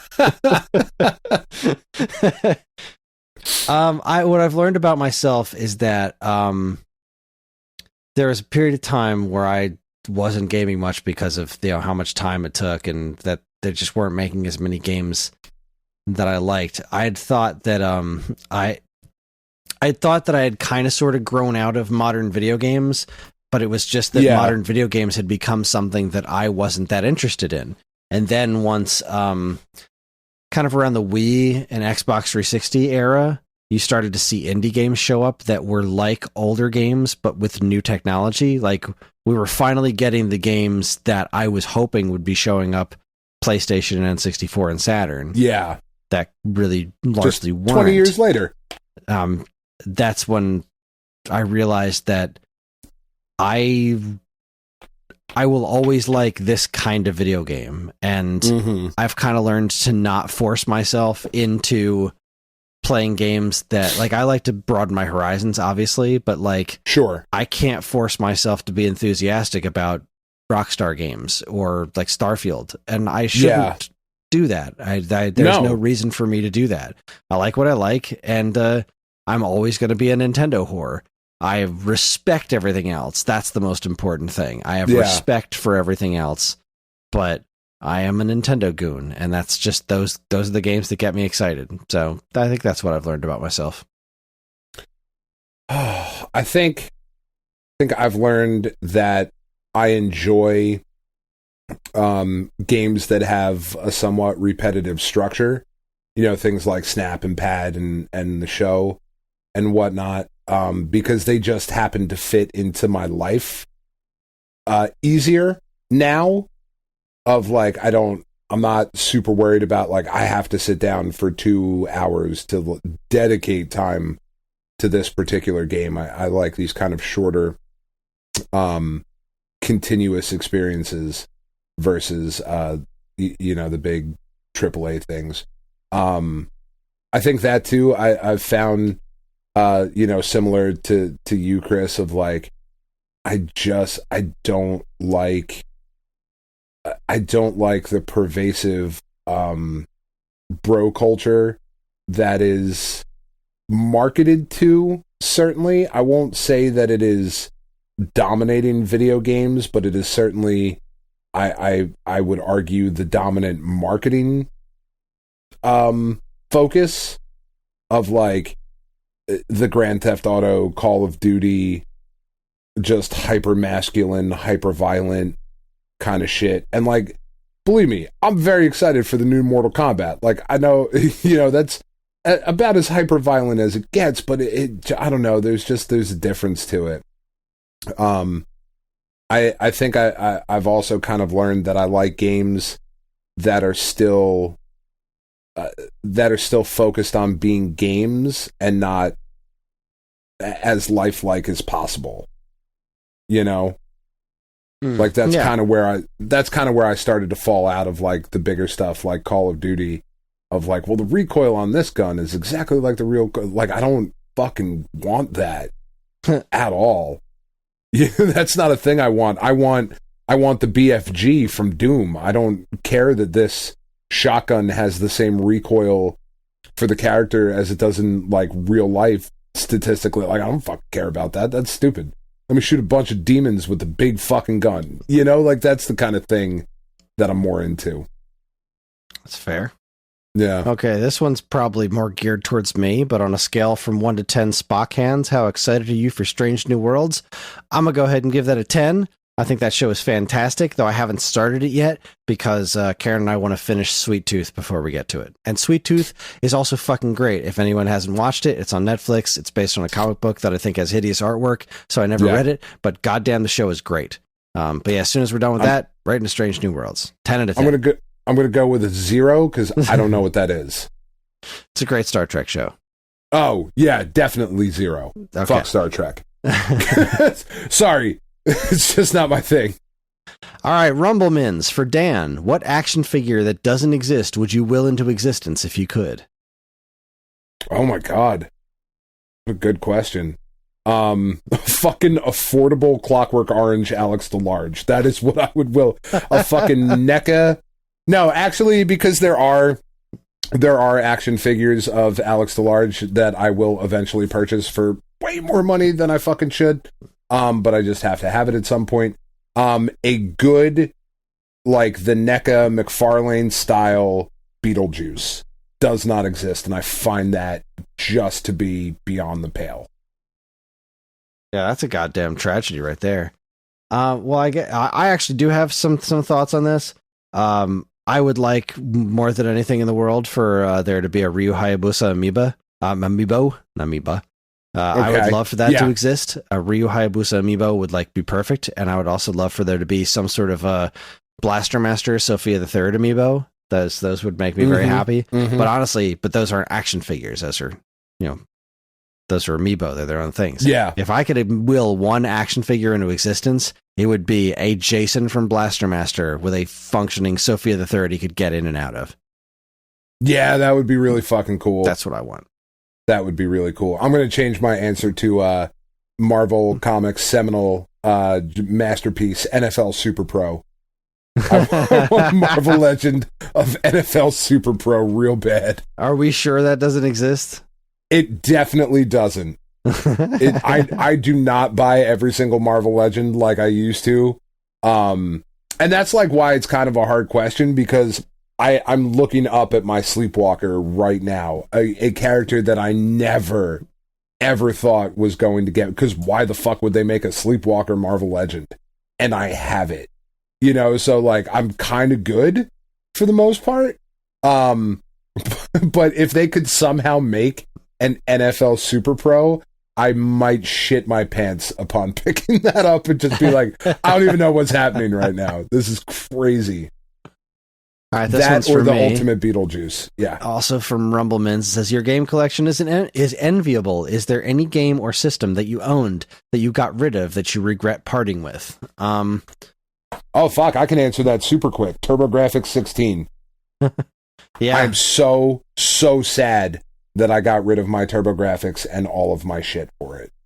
That Breaks is my heart every day. Goddamn Greek tragedy right there. Yep.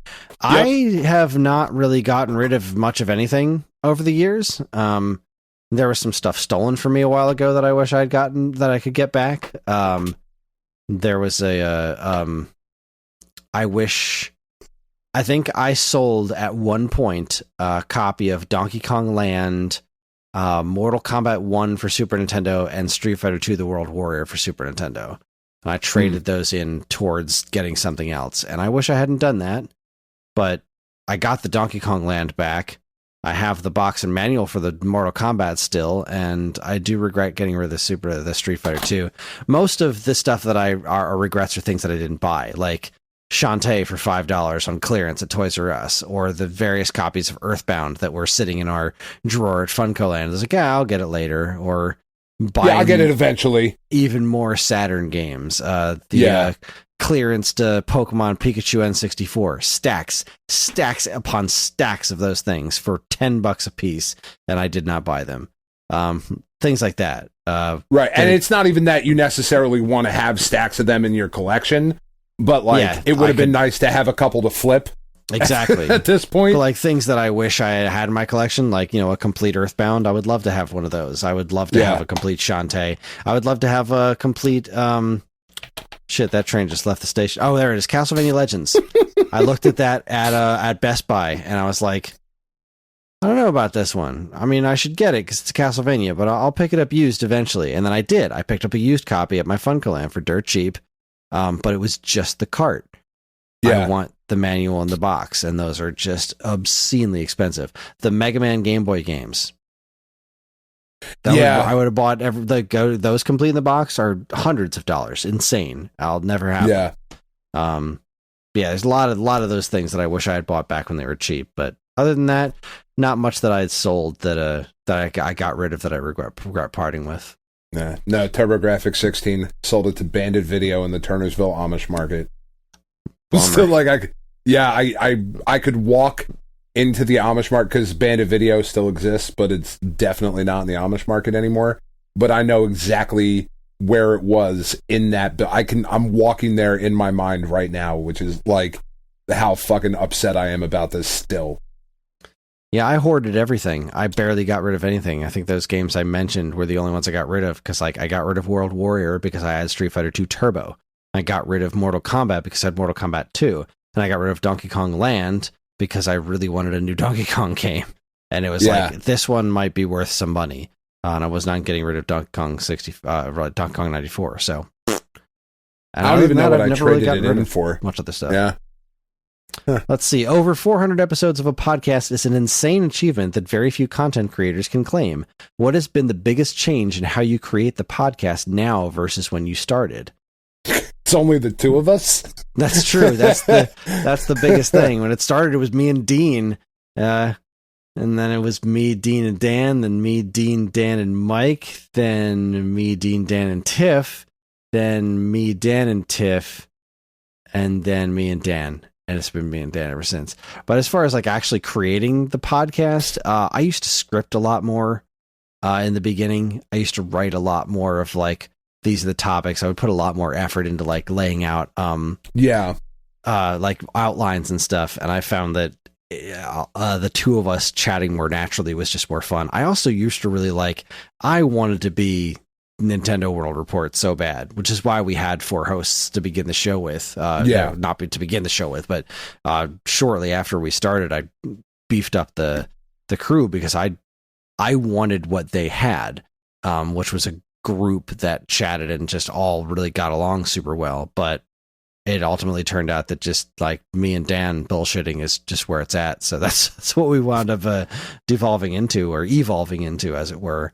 But the actual like creating the show itself or like planning it hasn't really changed all that much. It's just always been like, all right, let's find an excuse to talk for a few hours.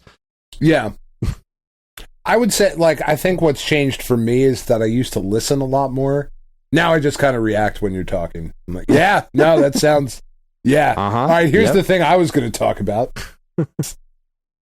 I do think, I would say that there was, like, a definitive change once it became just you and I, or you and me, because I'm tired and I can't English good right now.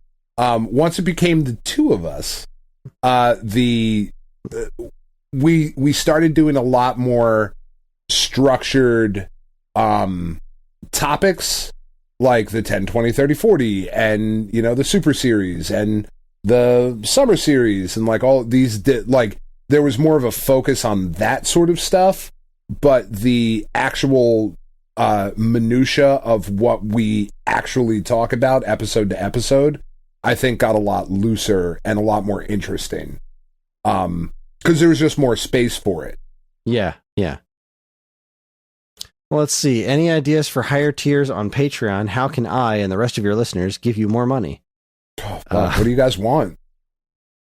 See, like, here's I think the problem. That's what I come down to. What do you want that we can do? Yeah, that we can deliver. What can I deliver? Which is almost nothing. I am so at the edge of my ability to do things.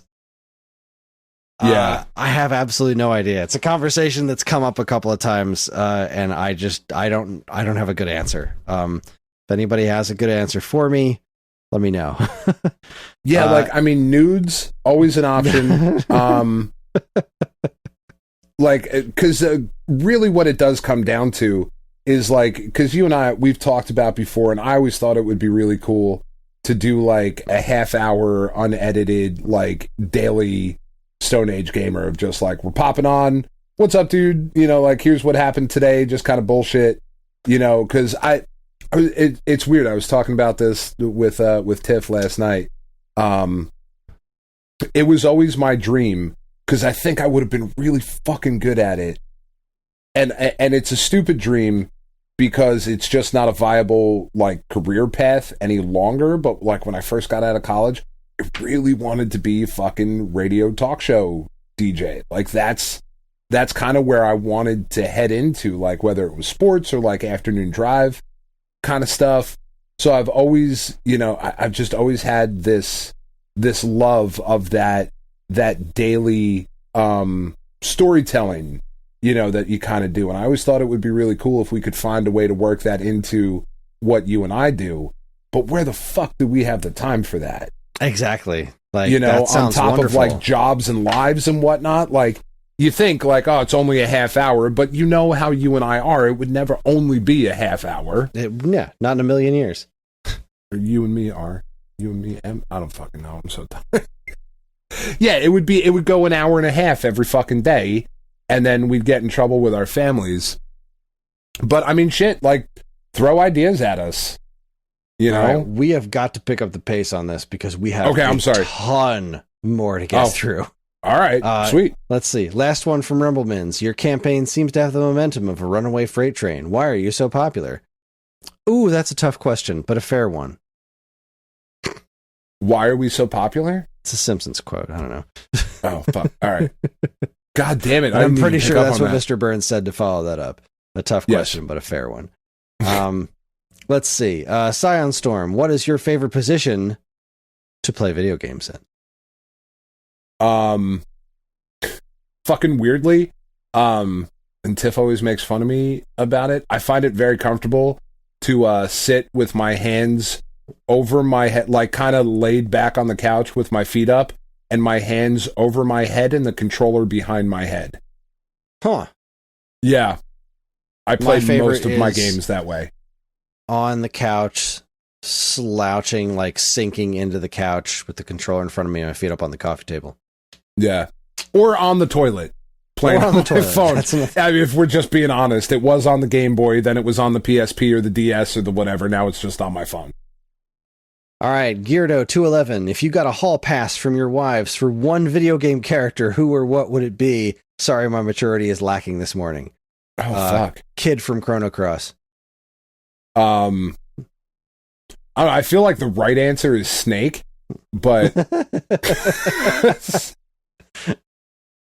But would he have you? God, no, he definitely wouldn't. He definitely wouldn't. Fuck, I honestly, I'm not even trying to be shitty. I don't have an answer to that question. Give me a couple minutes to try and see if it's not Chun-Li. I don't know what it was about Kid from Chrono Cross, but like back when that game came out, I had such a huge crush on her. Yeah. That was the only time that ever happened with a video game character for me too. I don't think I've ever had a crush on a video game character before or since. But yeah. I mean, I would probably say Chun-Li off the top of my head. Fair enough. Or Voldo. Just because I think it'd be interesting. All right, let's see. Trash Nothing Man. on that? All right, that's fair. I actually didn't hear you. What was it? I said or Voldo because I think it'd be interesting. Or Voldo, no. God, that's what I'm saying. How could you have not responded to that? I did. Fuck, I just man. All right. did went one in one ear and out the other. God, I remember like when Soul Calibur for Dreamcast came out. We're like, you can see the veins in Voldo's ass. All right, Trash Man. Found some questions I wrote a while ago and added some more. Questions for Dan. When you watch a film, are you able to turn off your brain for more blockbuster-esque titles, or are you always analyzing everything? Definitely I am able to turn my brain off now. I didn't used to be. Having kids helped me be able to get to that point where I can just enjoy shit now for what it is. Excellent. Aside from Freddie Mercury's 1985 Live Aid show, which performance would you go back in time to see if given the chance?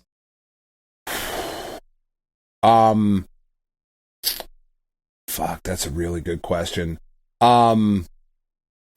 Definitely a Beatles something. Man, which Beatles performance though?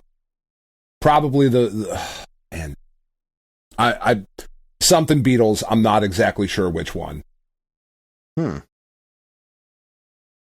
If you had some health related issues in the past year or possibly much longer. You also mentioned that you weren't working out. Is that still the case? If so, what do you need to get back on the horse? No, I am taking better care of myself now. That certainly scared me enough to try to get back into shape. See, the problem is to give like a real honest, truthful answer. My entire life, I've always been a chubby bitch. I just always have. I've always been heavy. And like weight has fluctuated here and there or whatever. And I worked out a lot like when I was playing football and soccer and whatever. But like I've always been chubby. But the reason I always was okay with it is because it never negatively affected me as far as my dating life was concerned.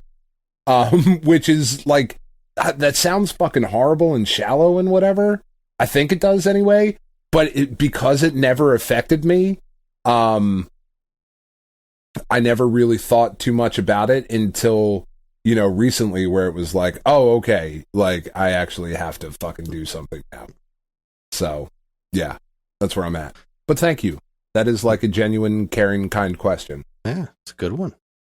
All right, which actor or actress that has died in real life do you think about the most?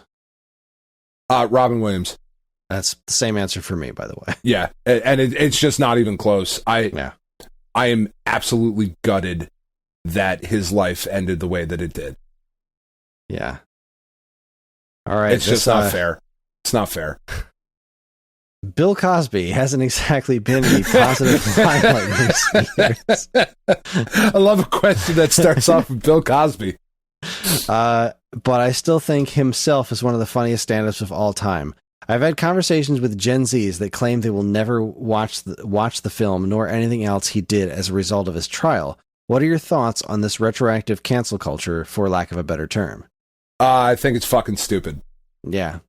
I think it is just massively fucking stupid. Mostly because the way I look at, like, obviously there's no forgiving the shit that Bill Cosby, the person, has done. But Bill Cosby, the artist, never did any of that shit. Which I know, like, I don't need a Chick-fil-A because of, like, shit that they've done in the past. So, like, it's kind of bullshit coming from me too. But everyone has lines for different reasons, Like, but you also do what you can. Just think about how many people you actually know, right? Like, not people that you like. Oh, I know him. Like, oh, I know that person. Like when I was in school or whatever, it was like, oh, my friend this, my friend that. How many people do you actually know everything about them? Right? Probably less than a handful, I would argue. So you could be best friends with an absolute fucking monster. You just happen to know about Bill Cosby because he's a fucking celebrity. So I think this idea of, like, this retroactive shit, I find it to be incredibly dangerous. I find it to be incredibly short-sighted. Because, again, I agree 100%. Bill Cosby's himself is one of the funniest fucking things that has ever been recorded. He is a piece of shit human who contributed something great to society. I couldn't have said it better myself. Like, yeah, I'm not going to say that I'm not going to enjoy anything that Kevin Spacey was ever in ever again. I still watch Parks and Rec and those episodes with what's his nuts? Louis C.K. Louis C.K. Yeah, Tiff and I, a lot of the things that happen in our relationship revolve around stand-up comedy and quotes from stand-up comedians and whatever. And Louis C.K. quotes come up fucking all the time because that dude legitimately is not a great person. Not the worst person in the world, certainly, but fucking hysterical. And there's also, I think it's really hard with comedy, especially with comedy. There is a certain level of broken that a person needs to be in order to be a successful comedian to any level. There is a certain part of them that is just not right. And there's never been a comic that's not true for. I think that's fair. Yeah. All right, lightning round. What's better? Right? Off the cuff. What's better? Alien or Aliens? Aliens. Terminator 2. Terminator 2. Jurassic Park or Jaws? Oh, Jurassic Park. The Matrix or The Mummy? Mummy. Creed or Casino Royale 2006? Creed. AC/DC Back in Black or Guns N' Roses Appetite for Destruction? Appetite for Destruction, hands down. This one I think needs more clarity, but I have to assume they're talking about Weezer the Blue album. This says Weezer, right? But that's like half their albums are Weezer. So I'm just going to say assume the Blue album or Rage Against the Machine, self-titled. Weezer. All right. Well done. I think I agreed with you on just about all those. All right, questions for me. If you could go back in time and make 2 changes, what would you do to save Sega's hardware division? Fuck. I don't know that there's anything that could have saved Sega's hardware division, to be perfectly honest, just because the PlayStation was just monumental. I would say the Dreamcast, you might have to go back as far as Saturn because Saturn did so much damage, but Sega Dreamcast was, Obviously, make the Dreamcast play DVDs. I mean, if you beat Sony to market with that, then that's a whole different ballgame. Yeah, for sure. I don't even know that courting the third parties would have. Sony won that as hard as they did because the DVD player. Like, that's not even up for debate. That DVD player made all the difference. Like, yes, PlayStation 2 still would have beat the shit out of the competition, especially the Dreamcast, but I don't think it wouldn't have had the initial head start that it did. And it wouldn't have been the bloodbath that it was. Because if, the Dreamcast had a DVD player, Dreamcast came out first. So if Dreamcast is cooking DVDs and out of the box, not in that bullshit that Xbox pulled where like, you have to buy the DVD remote. No, straight out of the box DVD player.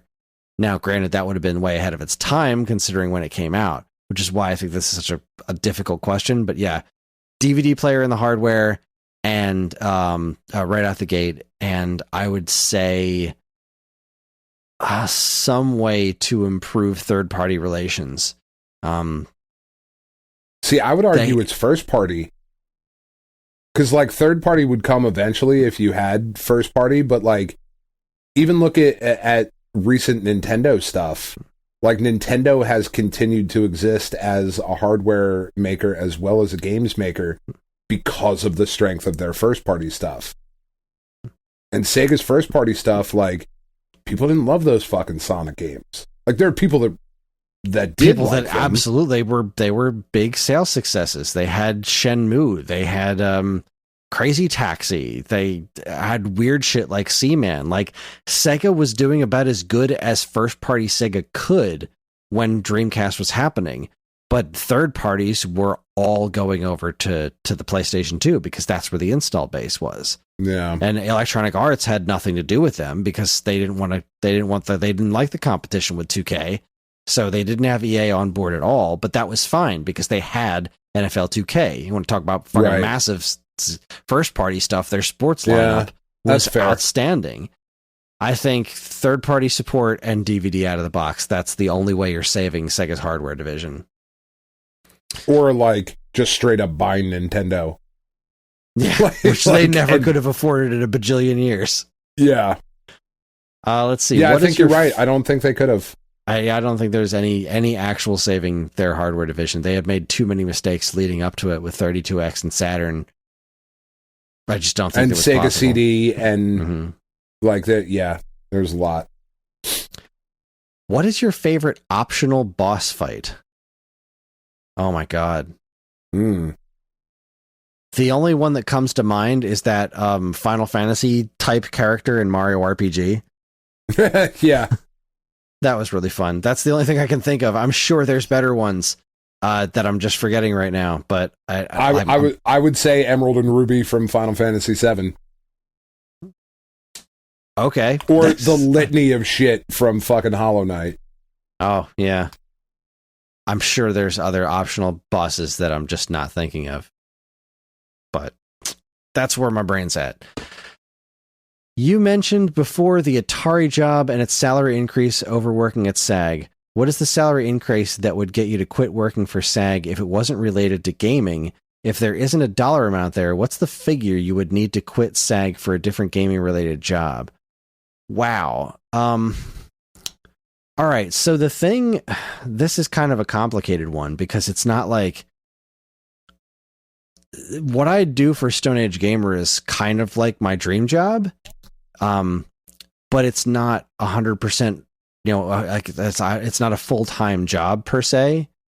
So like it can't really, it's not the kind of thing that is capable of paying the bills for, a family and a house and all that stuff. Right. I had that job at the tech center. I used to work for the FAA and I still did Stone Age Gamer on the side. Like, the only reason that I would quit SAG is if whatever job I get tells me I have to. That's kind of what it all boils down to. Like, if I had gotten the Atari job, I probably would have had to quit Stone Age Gamer because I would be working with material in the job that I was going for. I was going to be working with materials that like haven't been announced yet, like stuff that's under NDA that I can't discuss.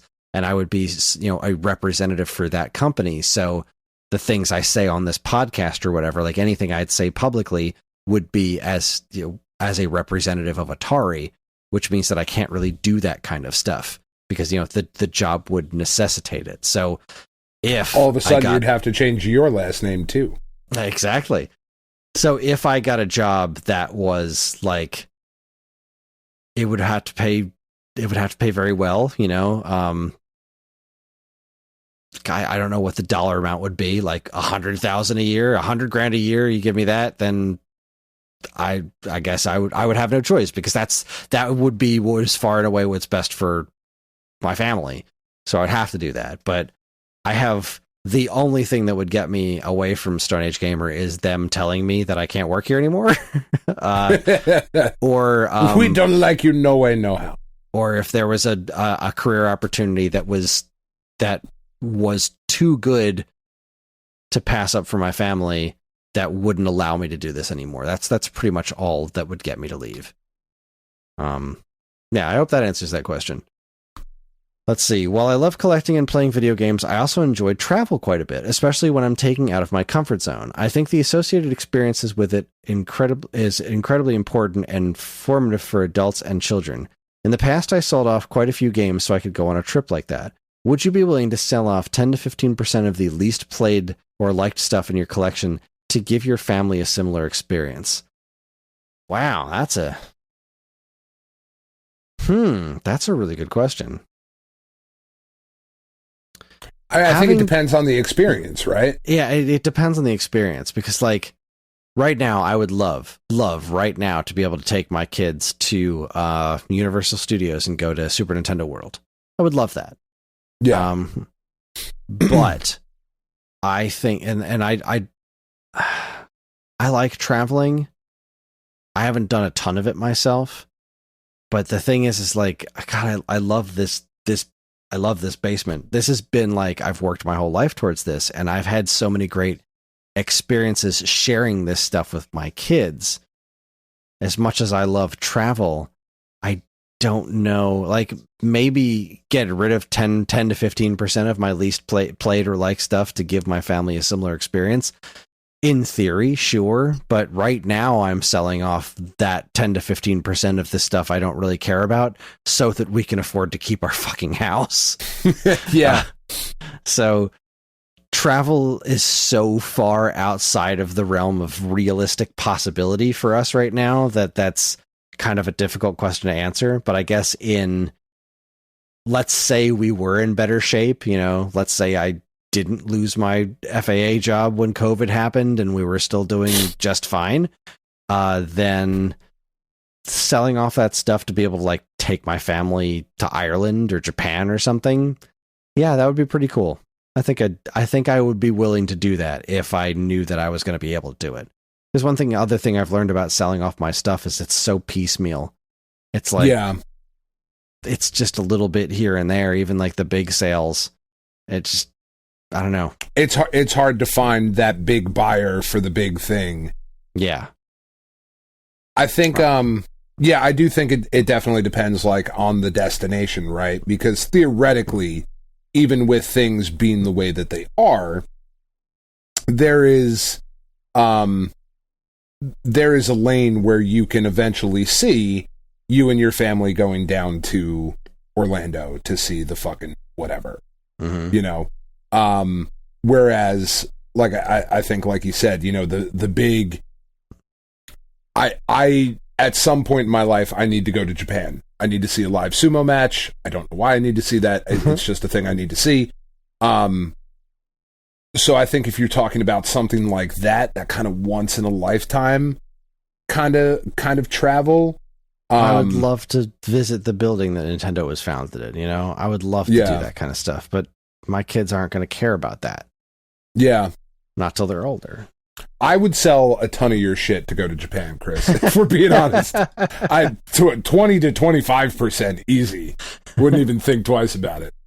All right, here's my lightning round. Mega Man 3 Sparkman's theme or Mega Man 3 Top Man's theme? Sparkman. Mega Man X Spark Mandrill theme or Flame Mammoth theme? Spark Mandrill theme. Remake of Mario RPG or remake of Super Metroid? Mario RPG, because Super Metroid is perfect. All right, still with Trash Man. Questions for both. What is the best animal in the zoo and why? The best animal in the zoo is the turtles. I love the turtles because turtles are the best animals. I fucking love elephants. Huh? I love elephants because it has been scientifically proven that the same part of the brain that activates when a human sees a puppy is the same thing happens to elephants when they see humans. Huh. Well, that's cute. Isn't it? That's the fucking best thing ever. We're puppies to elephants. That's fucking great.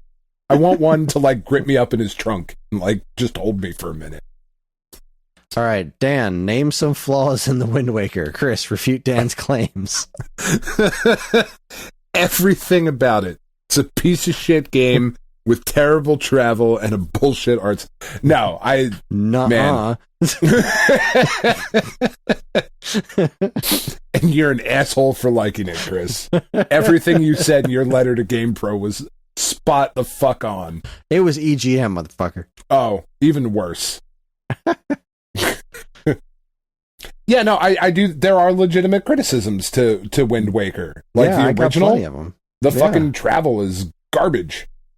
I disagree. It takes forever. I also understand that that's a me thing. Like, yeah, the sailing. You're I the never one get who bored liked of that. it. I love watching the sailing, but I totally understand people not loving watching the sailing. Yeah, that's weird. And then he said, name some flaws in Dan's favorite game, and for you to refute my claims. I don't know. Metal Gear Solid 3. I don't think Snake Eater's a very good song.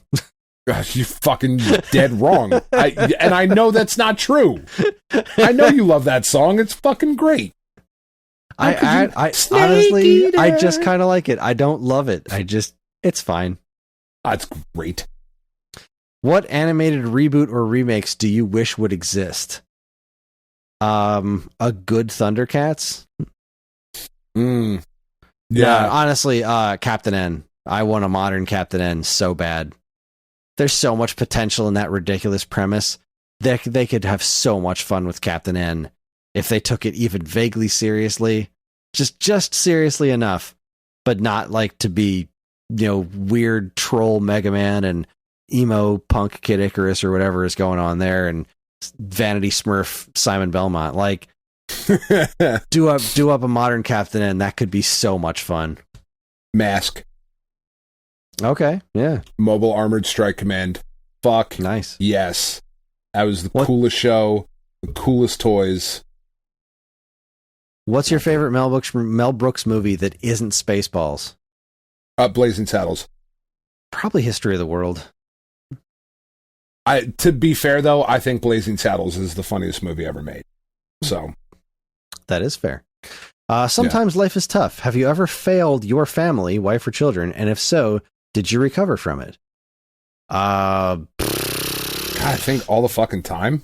Yeah, near constantly. We have had financial troubles in the past, in the current, in the whatever, throughout the years where I have felt like I did not provide in the way that I could or should. Yeah, for sure. Yeah, same here. Right now with my current situation, and my wife and I have talked about it a lot. And she, as far as I know, believes in what I'm doing. I have this rare opportunity to have a job that is completely fulfilling to me. I love my work, but it doesn't pay the bills. So I feel a lot of times that it's, a failing on my part to just be like, to not walk away and do whatever it takes to do better by the family. Whereas the argument is I'm more mentally stable than I would be working a job that I hate that paid better. Sure. So it's kind of a trade-off, but I mean that's the most I can think of. That's kind of like a hard question, though. I don't feel like that my wife and I, that Tiff and I, have the type of relationship where it would ever even be considered failure. You know, like I think that would always be more of an us thing, right? Like you and me, Chris, of being like, I feel like I have failed, where that would never be the case. You know, because we're partners, you know, like if I fail, then it's because we both failed. Exactly. You know? Like our whole situation that when my marriage with Karen, there's nothing unilateral about it. Like every major decision is both of us. So there is, while I'll sometimes feel like I'm not doing a good enough job at being a dad or something like that, she's always got my back on that. She sees the other perspective of it. She sees what I don't see. And the same thing goes for her. So, I mean, I feel like I fail my family all the time. But I always recover from it because we're a team. Yeah. Yeah. I think, you know, kind of the same, because I think it ultimately comes down to like, you never have enough money. You never have enough whatever. But I think, like, at the end of the day, I think my kids, anyway, are growing up with, I think, a good set of moral values, and are growing up in a home that is full of just laughter and absurd. Like, my house is a fucking Mel Brooks movie. You know, like, and I think ultimately at the end of the day, that is the most important thing to me. You know? Well said. Yeah. All right, moving along. If you could kill a person and get away with it scot-free, who would you kill? Oh, man. I don't know. Fuck. I have an answer to that question. Nobody. Me, isn't it? Yeah, no, other than Chris. No, I wouldn't. I wouldn't because I believe that man, and this is like a weird thing, because I know, like, first of all, nobody's ever done anything so mean to me that I have not been able to, like, forgive that person, because at the end of the day, I believe in forgiveness. Except maybe Edmund when I was in school, because I almost threw a desk at him, because he told me, but this was in like 7th or 8th grade, he told me I was the reason that my dad killed himself, and I picked up a desk and was going to brain him. My fucking buddy tackled me. Like, I legit was going to hit this kid with a full desk, like with the chair attached and everything. I had it up over my head. That when we were talking about being angry earlier, that's the angriest I've ever been. And that would have dramatically changed the course of my life. But no, at the end of the day, I believe that there needs to exist that balance in the Force, right? There needs to exist both the good and the evil in the world, so that the appreciation of perspectives is there. But also, I don't believe in the death penalty anymore. I did when I was younger. I don't now, though, because that's just not my call to make. I don't have that right. You know, even if I could get away with it, I don't believe that I would ever be able to make that kind of decision. Yeah, I'm right there with you. I mean, I can think of a public figure or two that I would like to see dead, but yeah, like, I don't want to physically do it. There's certainly people that I wish would go away. But I don't think it's up to me to kill them. So yeah. That's as far as I'm willing to go on that one. All right, let's see. It's easier, like, when you, like, like, I go back and kill Hitler. Like, yeah, probably. Yeah. You know, sure. That would be easy. All right. Storm didn't go full Monty and ask the personal question, so I will. What's your favorite sex position? How about the spouse's? I have absolutely no idea what my spouse's favorite sexual position is, and mine is yes.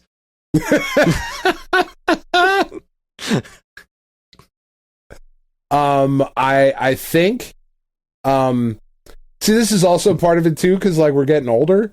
So now it's mostly like you just lay on your side. Let me just get in there for a minute. The answer is willing. Sure, that's my favorite position. It's willing.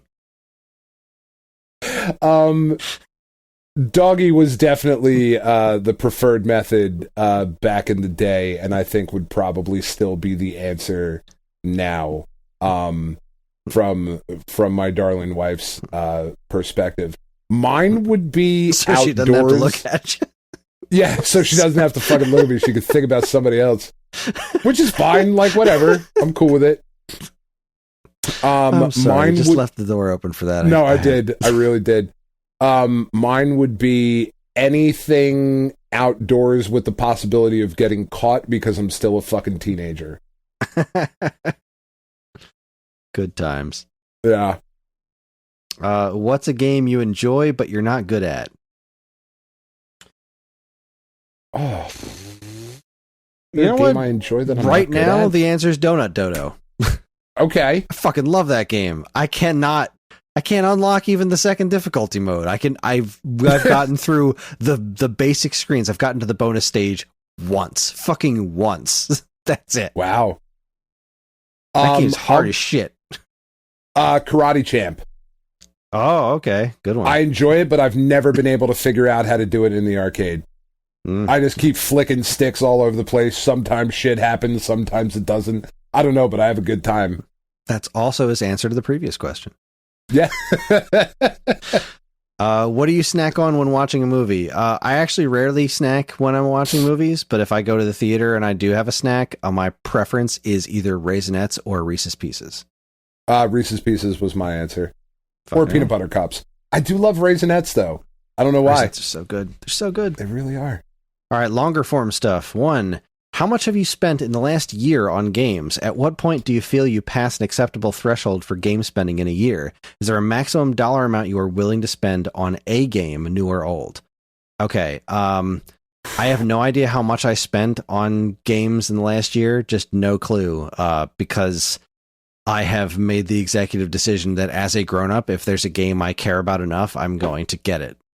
Right. And since most of what I like is smaller form indie stuff these days, it tends to not really break the bank. So I don't think there's really an acceptable threshold for game spending in a year. I don't really budget game spending in a year. I kind of make that decision on the fly. As far as a maximum dollar amount I'm willing to spend on a game, new or old now, new games, they cost what they cost. You know, I didn't technically spend was it $70 on Tears of the Kingdom because my sister got me a game that I didn't need for Christmas, so I returned that and held on to the store credit, which was $60. So I spent $10 on Tears of the Kingdom. So, but I would have spent the money on Tears of the Kingdom because that's how important that experience has been for me. And I'm playing it, John's playing it, Ellie's playing it. We all like watching each other play it. That game has paid off in spades. And so those are the kinds of games that I buy no matter how much they cost, because they're worth their value as just a thing in my life definitely adds up to that. Now, an older game, it's going to depend on the game. I can't see myself spending over $100 on a single game anymore. Like it's hard because, like, say somebody was like, you can buy this complete in box copy of Cubivore for $120. If I had $120 to spend, I'd probably spend it. Right. But that's not going to happen. Nobody's going to offer me Cubivore for $120. So I think generally speaking now, I can't imagine there being too many games that I don't have that I would want to spend more than $100 on. See, I spend less than, I would say I spend less than $1,000 on video games per year. I think that sounds reasonable and maybe even too much in my head. What I think the acceptable budget is for that is whatever doesn't put you in a financial situation. Yeah, that's a better way of saying it. You know, I think spend what you can. don't spend more than you make. Don't fucking, do crazy shit like that. I did actually track last year though, because I have not for video games. But I do have, let's see, what's the sum? So last year, because I really don't collect video games, so my answer will come from action figures. Last year in 2022, I purchased 33 new action figures and spent $857 over the year. Mostly because that was the first year that I started buying a lot of NECA stuff, and NECA stuff is way more expensive than everybody else. Yeah, but I think, like, I have a good job where I make enough money to where I can spend that. But I'm kind of in the same boat with you, Kris, like, with action figures or with video games or whatever. Like, I don't think I'd spend over $100, I just don't, at that point, I just don't really need it. Yeah, I need the $100 more than I need the thing. Yeah, like, well, and there's not a ton of stuff that I think I get the value out of. Like, I joke, there's an Alex DeLarge figure that if I'm going to get, I would have to import it from Japan. Which is why it would end up costing, I think, like on Amazon after like fees and shit, it's like $110. And A Clockwork Orange, I think, is one of the most important films ever made. I think it's one of the most important books ever written. It's one of my favorite, both books and films, for different reasons and all of those things. And I would desperately love to have a figure that fits into the scale and scope of the collection that I have here in the Jose Canseco Executive Annex. And I've had plenty of opportunities to drop the $110 on the figure, but I haven't, because I just don't know that I'm going to, like, I'm going to open it and put it on the shelf and be like, yep, okay, it's done. Is that worth the $110? Yeah. Will you get that much enjoyment out of it? Like, I spent the Zelda, the Link on Epona Twilight Princess first 4 figure statue that I have was like $500 when it came out. I paid it off a little bit at a time, and then I eventually got it, and I don't regret that for a second, because I look at it every single time I come down here, and it blows me away every single time. I don't regret that purchase for a second. And I do look at these things, like the action figures and the stuff that I have, I do look at them similarly to the way people who like collect art or statues or fucking Hubble or Hummel, whatever those fucking figures are, the little angelic looking fucks. And some of those are like wildly expensive. And, I've had these conversations with my family for decades. They'd be like, you're in your 40s. I'm not buying you a toy for Christmas. And be like, yeah, but I'm still buying you Wizard of Oz shit. You know what I mean? Like, why is that better than this? And I'm sure other listeners and whatever have had the video game conversation too. Like, not buying you that. I'm going to get you something you need. Well, don't get me what I need. Get me something I want, Yeah, I'll buy the things I need. You get me the things I want. Yeah. All right, let's keep this going. Still got a lot to get through. It's getting pretty late. All right. This is still, still Trash Man. Last one from Trash Man. Some of the titles I own are worth much more now than they were when originally purchased. What in your collection would you no longer purchase at the current going market rate for said game? Are there any pricey titles that you own and would make the argument are indeed worth their current cost? Well, that's easy for me. I would absolutely not buy Hagane for several $1,000s. Yeah. And not in even fact, a I little did bit. not. But yeah, no, I would definitely not purchase Hagane for, I think the current value is somewhere close to like $3,000. I mean, Something like that. Yeah, that's most of absurd. Most of the top hits in my collection, I would not spend that money on now. Like, let's see, Arrow Fighters for $3,000? No. Yeah. Hagane for $2,000? No. Jack Brothers for $1,800? Absolutely not. That's like, absurd. Wild Guns for $1,200? Fuck no. Castlevania Dracula X for $1,100? No fucking chance. Panzer Dragoon Saga for $1,000? No. Like, yeah, most of this, the answer is no. As for the second part of it, pricey titles that you own that would make the argument are indeed worth their current cost. Jack Brothers, I might make the argument that it's worth the cost because it is legitimately rare. Like, there aren't a lot of complete in box copies of Jack Brothers for Virtual Boy, and it has a tie to the Persona series, which is a pretty big deal. So, yeah, maybe. I don't know about $1,800, but it's definitely valuable. Dracula X is a similar situation. Not a high print run on that game for Super Nintendo, so a complete in box copy. Yeah, I could see that being rare. Fucking Mega Man 8 for Saturn being worth $635? Fuck you. Yeah, that game's not good enough to be worth that kind of money. Yeah, most things I would not say are necessarily worth the money that they are. Like, some of the things that are legitimately more rare that aren't worth a ton of money, that surprises me they aren't worth more, you know? Yeah. Basic Math for $2,600 worth $304. That's hard to say. Off. It's effectively a calculator, but as a piece of history, it's extremely uncommon. Right. But still, fuck off.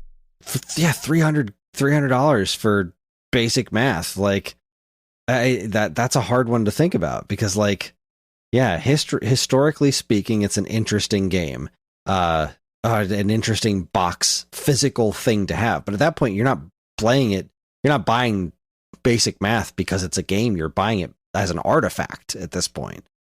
And as an artifact, I think you could make the case that it's worth $300 because it is legitimately a rare find. Especially the fucking gatefold version.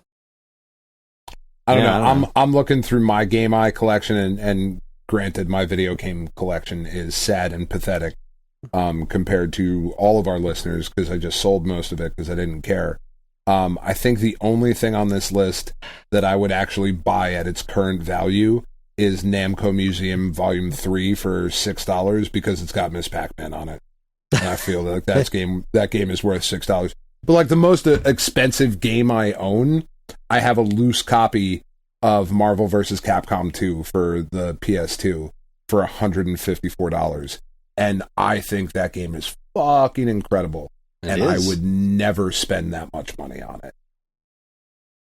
I wouldn't even come close to it. Good answers. Duroc Pig asks, is there a game that got you through a tough time of your lives? Mine was Night in the Woods. Playing that game multiple times helped me through some rough nights when I was struggling after coming out as gay late in life and at the same time dealing with the passing of my mom. I don't think I've ever been through a hardship like the other people. I definitely haven't been through what you've been through, and I definitely haven't been through what Dan's been through. Hard times in my life that I think of games that have gotten me through. Chrono Trigger meant a lot to me, as I was just kind of struggling to, I guess, not be a moron. I had this problem in high school where I fell in love like every 15 minutes. I was a mess. I was a fucking emotional wreck in high school all the time. And I went through a particularly bad breakup, and Chrono Trigger made me feel better. That's the best I got there. Because I've been very fortunate to not go through, I've been through hardships, but not like serious loss, like those kinds of hard times. I just haven't been through that. So yeah. Yeah, no, I know, like, when my dad committed suicide, I don't remember a good portion of that next year.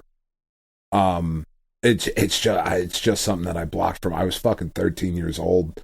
You know what I mean? I was younger than my daughters are now, and I am sure that there were games that I played at the time you know, like there definitely had to be.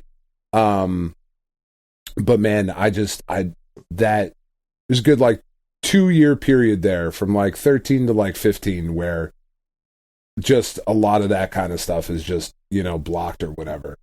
I know the one breakup that I was going through in college, and I came to your house and you played Rygar all the way through for me. That's like the most impactful gaming memory I have, though. But that was really more about my relationship with you than the game. Yeah. You know, that was the fact that I was going through something, and here was my friend who was willing to sit down and play through this thing that I had never been very good at, and never gotten through to the end. And you were like, "Fuck it, let's do it." And this is what we're doing. Yeah, this sounds like an awesome idea, and it was, man. Like it was, you know, a couple hours where I could not think about my, you know, alcoholic, abusive ex that I was dealing with at the time, and all of that, you know, which then was bringing up memories of my father because my father was not abusive, certainly, but was a manic depressive alcoholic and all of those things. And I was like, oh, fuck. You know, like there's all this stuff going on and whatever. But here's my friend who is willing to, at least for these few hours, be like, you know, like I'm 7 or 8 years old again, just sitting down and playing through that. It's one of my favorite gaming memories, too. Yeah. Well, that's nice. That makes me good. I always turn, like, but to be fair, I always turn more to music when, like, in things like that. Music was always much more of the thing that I went to, you know, like stuff when my dad died. It was, you know, immersing myself in learning, you know, the history of like 70s rock music and shit like that for whatever. Because it was just, here's this big thing that I can go explore and dedicate time towards. Yeah, that makes sense. Yeah. I guess just as a general statement, because this is the kind of thing that's always just driven me completely mad. I think it is completely and totally insane that anyone should struggle to come out as gay. Yeah. Gay or trans or anything. Who the fuck cares? Why did it become such a thing that people should have to struggle to let other people know who they are? Yeah. That has always driven me completely bonkers. Like, I don't know, it's a bigger conversation than we have right now, but it's like that ultimately is our privilege speaking, because that's something that you and I have never had to deal with. Oh no, I get that. But like, nobody should have to deal with it. It is infuriating because nobody should have to deal with it. There should be absolutely no stigma for loving who you love. It's completely insane to me. It's never made sense, and it has always made me so very angry that people would look down their nose at somebody else for who they're naturally attracted to. It is obscene to me. And that kind of stuff makes me so mad. What's always infuriated me about those sorts of things is the level of privilege, like, that I have been able to get away with of, you know, like I've said on the show plenty of times, I am Hispanic. I have a Hispanic last name, which, because of the job that I do, I don't use on the podcast. However, for those of you who have met me or who have seen me, there's not a one of you that looks at me and goes, nah, Mexican for sure. Like, that's just not a thing I do. When people hear the word Hispanic, I am not, my fucking white, redheaded ass is not at all what you think of. I look like I should be the fucking Notre Dame mascot. And like, I have had conversations with people where they have talked about Hispanics and immigrants and that sort of thing, and they've talked to me like I am just a regular old white person, and that it was okay to use racial slurs and shit against Hispanics, and like, that is not me trying to like jump into and be like, I know exactly what it feels like for all this other stuff. Where it's built that frustration for me is that I recognize that I have been given a pass because of what I look like that I would not have gotten with the combination of if I would have had brown skin and the last name that I actually have. You know, and I find that to be just the most telling thing of like, you know what my last name is. You know, like, you recognize when you hear my last name, you go, well, that's a fucking Hispanic name. Like, there's no hiding that my last name is a Spanish name. You know, it's Spicky McSpickerson. There you go. Which I'll be is honest. super funny because Evan, like, Evan looks the part, but he's got the completely opposite last name. Yeah, 100%. 100%. But, you know, like, so, but I recognize that I've been able to get away with that. And people who know who I am, who know, like, who have heard my last name, but have just only looked at me and never considered for a fact, for a second, the fact that I might be, you know, not white, because that's the box I check on fucking applications or whatever. Like, you don't judge me any differently. So you legitimately only judge other people because of the fucking color of their skin, not the content of their character. And I find that to be just deplorable. Yeah, I've lived an extraordinarily privileged life in that regard. There was a you know, when I first started working, I took over managing the Game Crazy in Union City, and it was the first time on a regular basis that people treated me different because of the color of my skin. And it was, I went through the most minute fraction of what other people I know have gone through in their lives, and that was like super uncomfortable for me. So yeah. Like, I can only imagine. It's the best I can do is imagine. Yeah. People suck. They really do. They really do. All right, moving on. Yeah. All right. If you could greenlight any game to be brought back, what would it be? And what would you like to see happen with it? Mine is Star Fox, is a cross between Star Fox Adventures, Starlink Battle for Atlas, and Mass Effect, a flight shooter RPG where the team is disbanded and Fox has to recruit his old friends and even Starwolf to battle a new threat invading the Lilat system. That was also Duroc Pig. That's a good call. I would be totally into that, except the way you're describing it also makes me think of the Muppets, so I want it to look like the Muppets. And maybe even have a few Muppets in it too.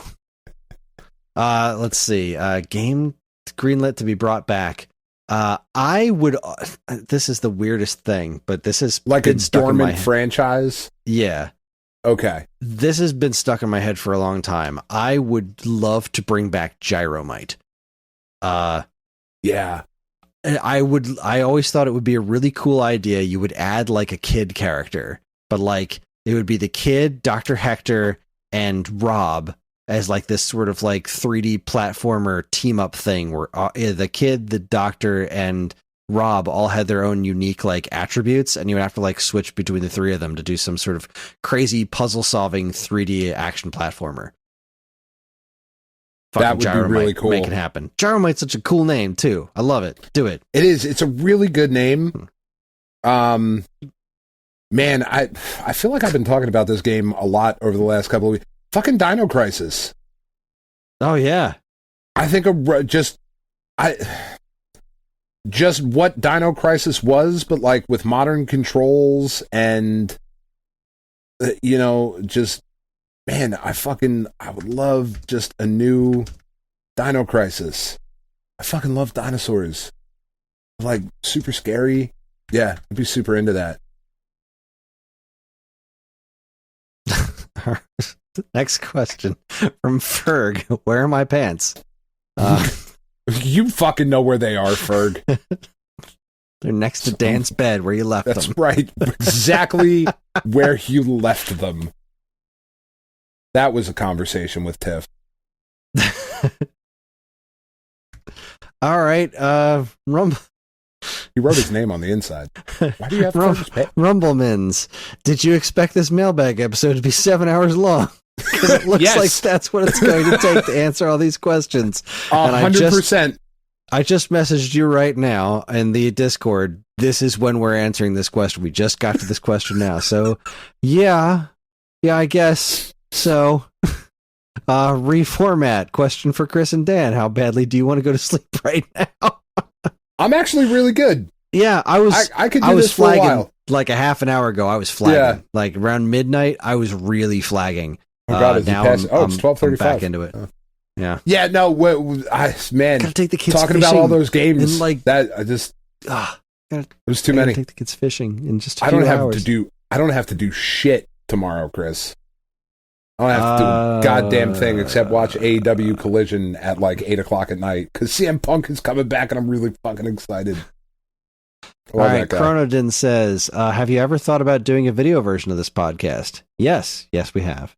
Yes. In fact, we were thinking about it very, very recently. Somebody reached out to us offering to potentially edit the video version, which was one of the biggest hurdles, is like, how the fuck would we ever have the time to edit a live version of a video version of this show? But the other problem is Dan's last name. Like, yeah, like I am degree the of issue anonymity here. that needs to be here. So yeah, and I know like we do conventions and stuff, and you know all of that sort of thing. But based on the nature of the work that I do, and like I know I make it sound like it's this big secretive thing. It's really not.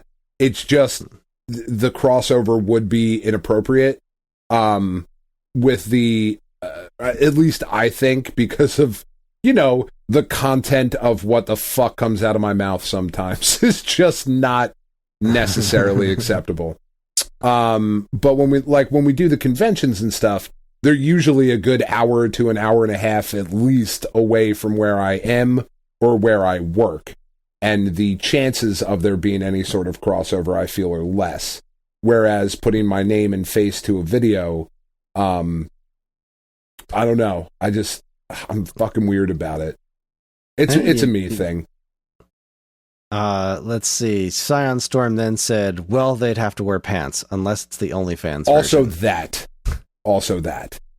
OnlyFans might be the best idea ever. Tiny Matt asks, when you started this podcast, did you expect that it was going to get the following that it has and that you'd still be going strong almost 500 episodes later? I guess related to that question, Jamie Hill asks, without reading behind to make sure I don't have any dupes, can you share some SAG stats? How many listeners are there and how many countries listen? Considering how long we've been doing this, I think the numbers are depressing. I disagree. Considering how long we've been doing this and how many more listens I know other podcasts get, it's the reason I try not to focus on it, because I'm very appreciative of the fans that we have, like extremely appreciative of the fan base that we have, the community that we have. I think is phenomenal, and I do too. I love it to death. It's just, when you think about the number of hours you put into it, like trying to promote, and all the promotions and stuff, that stuff doesn't work. It's I think the thing for me, I don't know how many listeners we have. I don't know what countries we listen. I don't check any of that shit. I don't even know how to figure out how many countries we are listening I'm sure to. Pinecast or whatever. I'm looking at Pinecast now, and I have absolutely no clue how to figure this out. I don't care about any of that, mostly because we do this show and would do it if we had 2 listeners. Exactly. This ultimately is an excuse. It is scheduled. This is therapeutic for the 2 of us. This is, a weekly date with my friend that we just get to bullshit and fucking, and our wives are super cool with it. Like, yeah, just go do it. Like, have fun. Talk to your buddy for a while. So I would do it if we had no listeners, just this is the shit you and I would be fucking talking about anyway, for the most part. The only thing that upsets me is that I truly, honestly believe, with all of the other podcasts that I've listened to over the last, however many years we've been doing our show, I believe that you and I could roll out of bed and do a better show than most of them with zero prep. And I find that to be frustrating because I think we're very good at what we do. I agree. I think we're very good at what we do. I think we've been doing it for a long time. And I will, just looking at the numbers now, it seems like we average between this and YouTube between 300 and 500 listens a week, which is kind of, it's a bit of a spread, you know, like it kind of bounces around a lot. Yeah, I feel like the YouTube numbers are skewed all over the place. I think it has a lot to do. YouTube seems to have a lot to do with like what the topic is, whereas the listeners I'm seeing on Pinecast are just like, this is how many people are generally subscribed and how many get around to listening to it for each episode. So, yeah, closer to 400. But it waves around a lot, and I'm very proud of this show. I think we do a pretty dang good job, and I do too. Not every week. I didn't think last week's episode was our best work. You know, it's not something that we necessarily talk about. You know, I go upstairs and Tiff is usually still awake by the time. She might not be tonight. Karen's definitely out tonight, but yeah, every time, good show, and it was a good show. And I agreed. Good. Last week I thought was kind of a weaker episode. Yeah, this week's going better. Top half was rough. These E3 things are killers. They really are. And we're not going to do them next year. We've already talked about like that. Not this way. Not like this. Not like this, Tank. Not like this. If you have anything to say to Switch, you should say it now. Fuck. But yeah, like I do legitimately think, like, I know it's more similar now than it used to be, but like I really like Retronauts. I think they're a really good show with good people on there. I think we're just as good, if not better, most of the time. Honestly, I think there are episodes of that show that I think are just so niche and boring to listen to, frankly. Which I don't think you and I ever get into that sort of niche area where it's like we're talking about, you know, some fucking weird game that I'm saying I don't think we ever have a featured topic where it's like we're talking about some weird game that nobody's fucking heard about or legitimately cares, and we're gonna do a deep dive on the fucking history of this bullshit. I don't think we ever get to that point, so I don't understand how we could get to that point of, you know, the subscriber numbers that like Nintendo World or Retronauts or whoever has, but I also don't fucking care. I don't. I care a little bit just because, you know, it's kind of my job to care. I've been so involved in the actual promoting and create, like, I've been involved in so much of this geekade from its beginning that I do care a bit about that. And I've never been able to wrap my head around it because I have also listened to dozens of other video game podcasts for like 4 or 5 episodes and just stopped. And I stopped because I didn't like them. I didn't think they were very good. They weren't well thought out. The people weren't fun to listen to. And they have orders of magnitude more listens than we do. I mean, just thousands of listens per episode. Yeah. And I listen to them and I can't, I don't know what they're doing that we're not doing. Other than like, is it the name of the podcast? Is it that they just have the word Nintendo somewhere in their name or something like that? Like, I've wondered this for so long and I cannot wrap my head around it. I don't know what it is. I don't understand it. I'm really proud of every podcast I'm a part of. I love this show. I love Turning Tracks. I love Wave Back. I love this week's episode. I love A Theater Near You.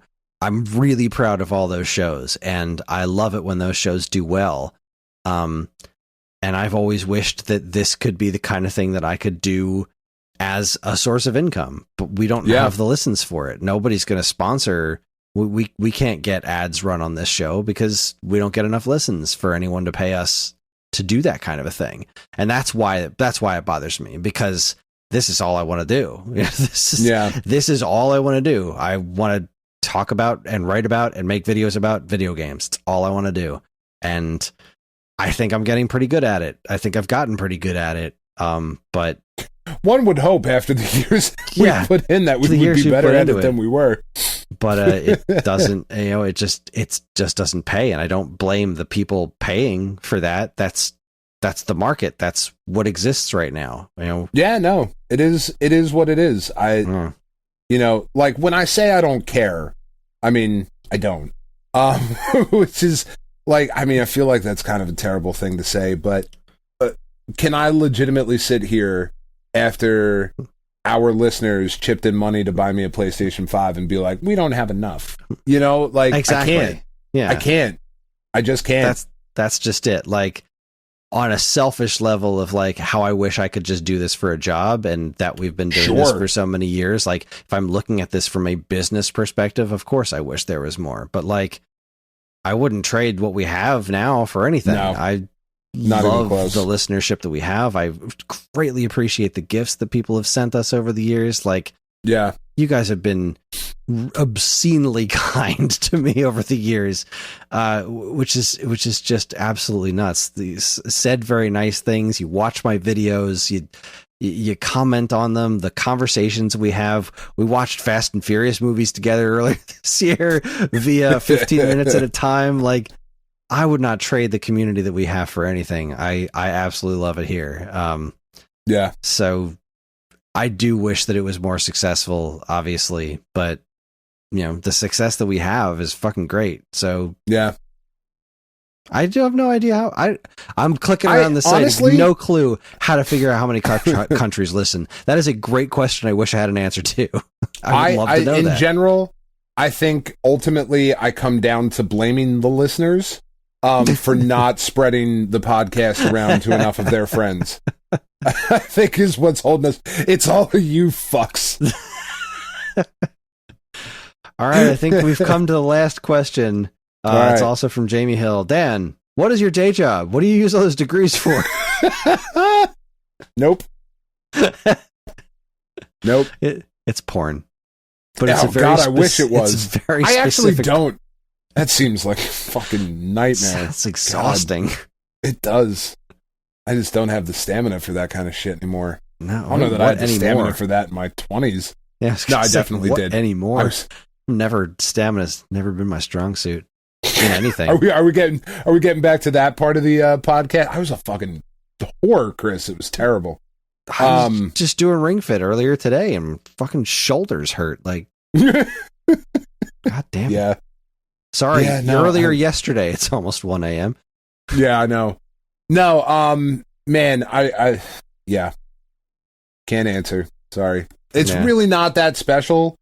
It's a job that hundreds of thousands of people do all across the country. It's just not something that I have ever felt comfortable putting out there because of the potential for, people to be like, oh, we heard your fucking thing and that's not cool. Especially in the world that we live in today. Like 10 years ago, it wasn't as big a deal, but the fucking world we're in today, no. No. It's weird. If I were a psychologist, I would be able to say that easier, I think. Right, because there's a certain level of like privilege that is just expected in that line of work versus what I do currently. Does that seem right? Yeah, that seems right. Okay. I also I have to reiterate it. I hope this came across when I was asked about my work. I hope you don't think that SAG underpays me, because they do not. No, they underpay me. Is it not at all? As in $0, Ryan. Promote your website every fucking week. Just don't want anyone to think that that's the case. Stone Age Gamer has been extremely generous to me. They're a phenomenal employer, and like I said before, I would only leave this job if I absolutely had to. Like, yeah, when I say that I would do half this shit for free, I kind of do. Like, we don't get paid. We don't get paid for this podcast at all. Like, that's not part of my job. This is just something that we do because we want to do it. Like Dan said, it's our weekly therapy. It's fun. Yeah. But yeah, I just thought that was important to say. I didn't want anyone to get the impression that that SAG underpays me or that I think they should be paying me more for what I do. Like, I'm very happy with my job, which is why I still do it, because, it's a great job. Yeah. I think Ryan should pay me a little. That's it. That is our show. Holy shit. This is one of our longest ones ever. That's right. Jesus Christ. We're taking off next week, you fuckers. Good job. All right, join us next week. Theoretically, I don't know what's going on next week. This is the June 10, 20, 30, 40. We'll record it at some point. We're on most social media platforms, and if you want to get in touch with us, we aren't very difficult to find. All it takes is a quick look at our show notes, and you'll see links to our social media accounts, as well as all manner of other fun stuff like a link to our namesake, StoneAgeGamer.com, and more useful links than you can shake a joystick at. If you'd like to get early access to this show's episodes, as well as a bevy of other shows in the Geekade Podcast Network, check out our Patreon, also linked to in the show notes. It helps keep this show running week after week, and all our patrons are loved and appreciated. This show's theme song, Squared Roots, was written by Banjo Guy Ali. You can learn all about his wonderful music and more by following the link to his YouTube channel, also in the show notes. And finally, as always, we'd like to thank our intrepid editor, Evan, for making this show listenable for all you folks, and we'd like to thank all you folks for listening in the first place. That is it, everybody. You'd think I'd have that memorized by now, but I just You don't. would think so. You would think. That's why we don't have more listeners. That's because I can't memorize a script for shit. Unprofessional bullshit. On behalf of Dan and myself, keep playing games.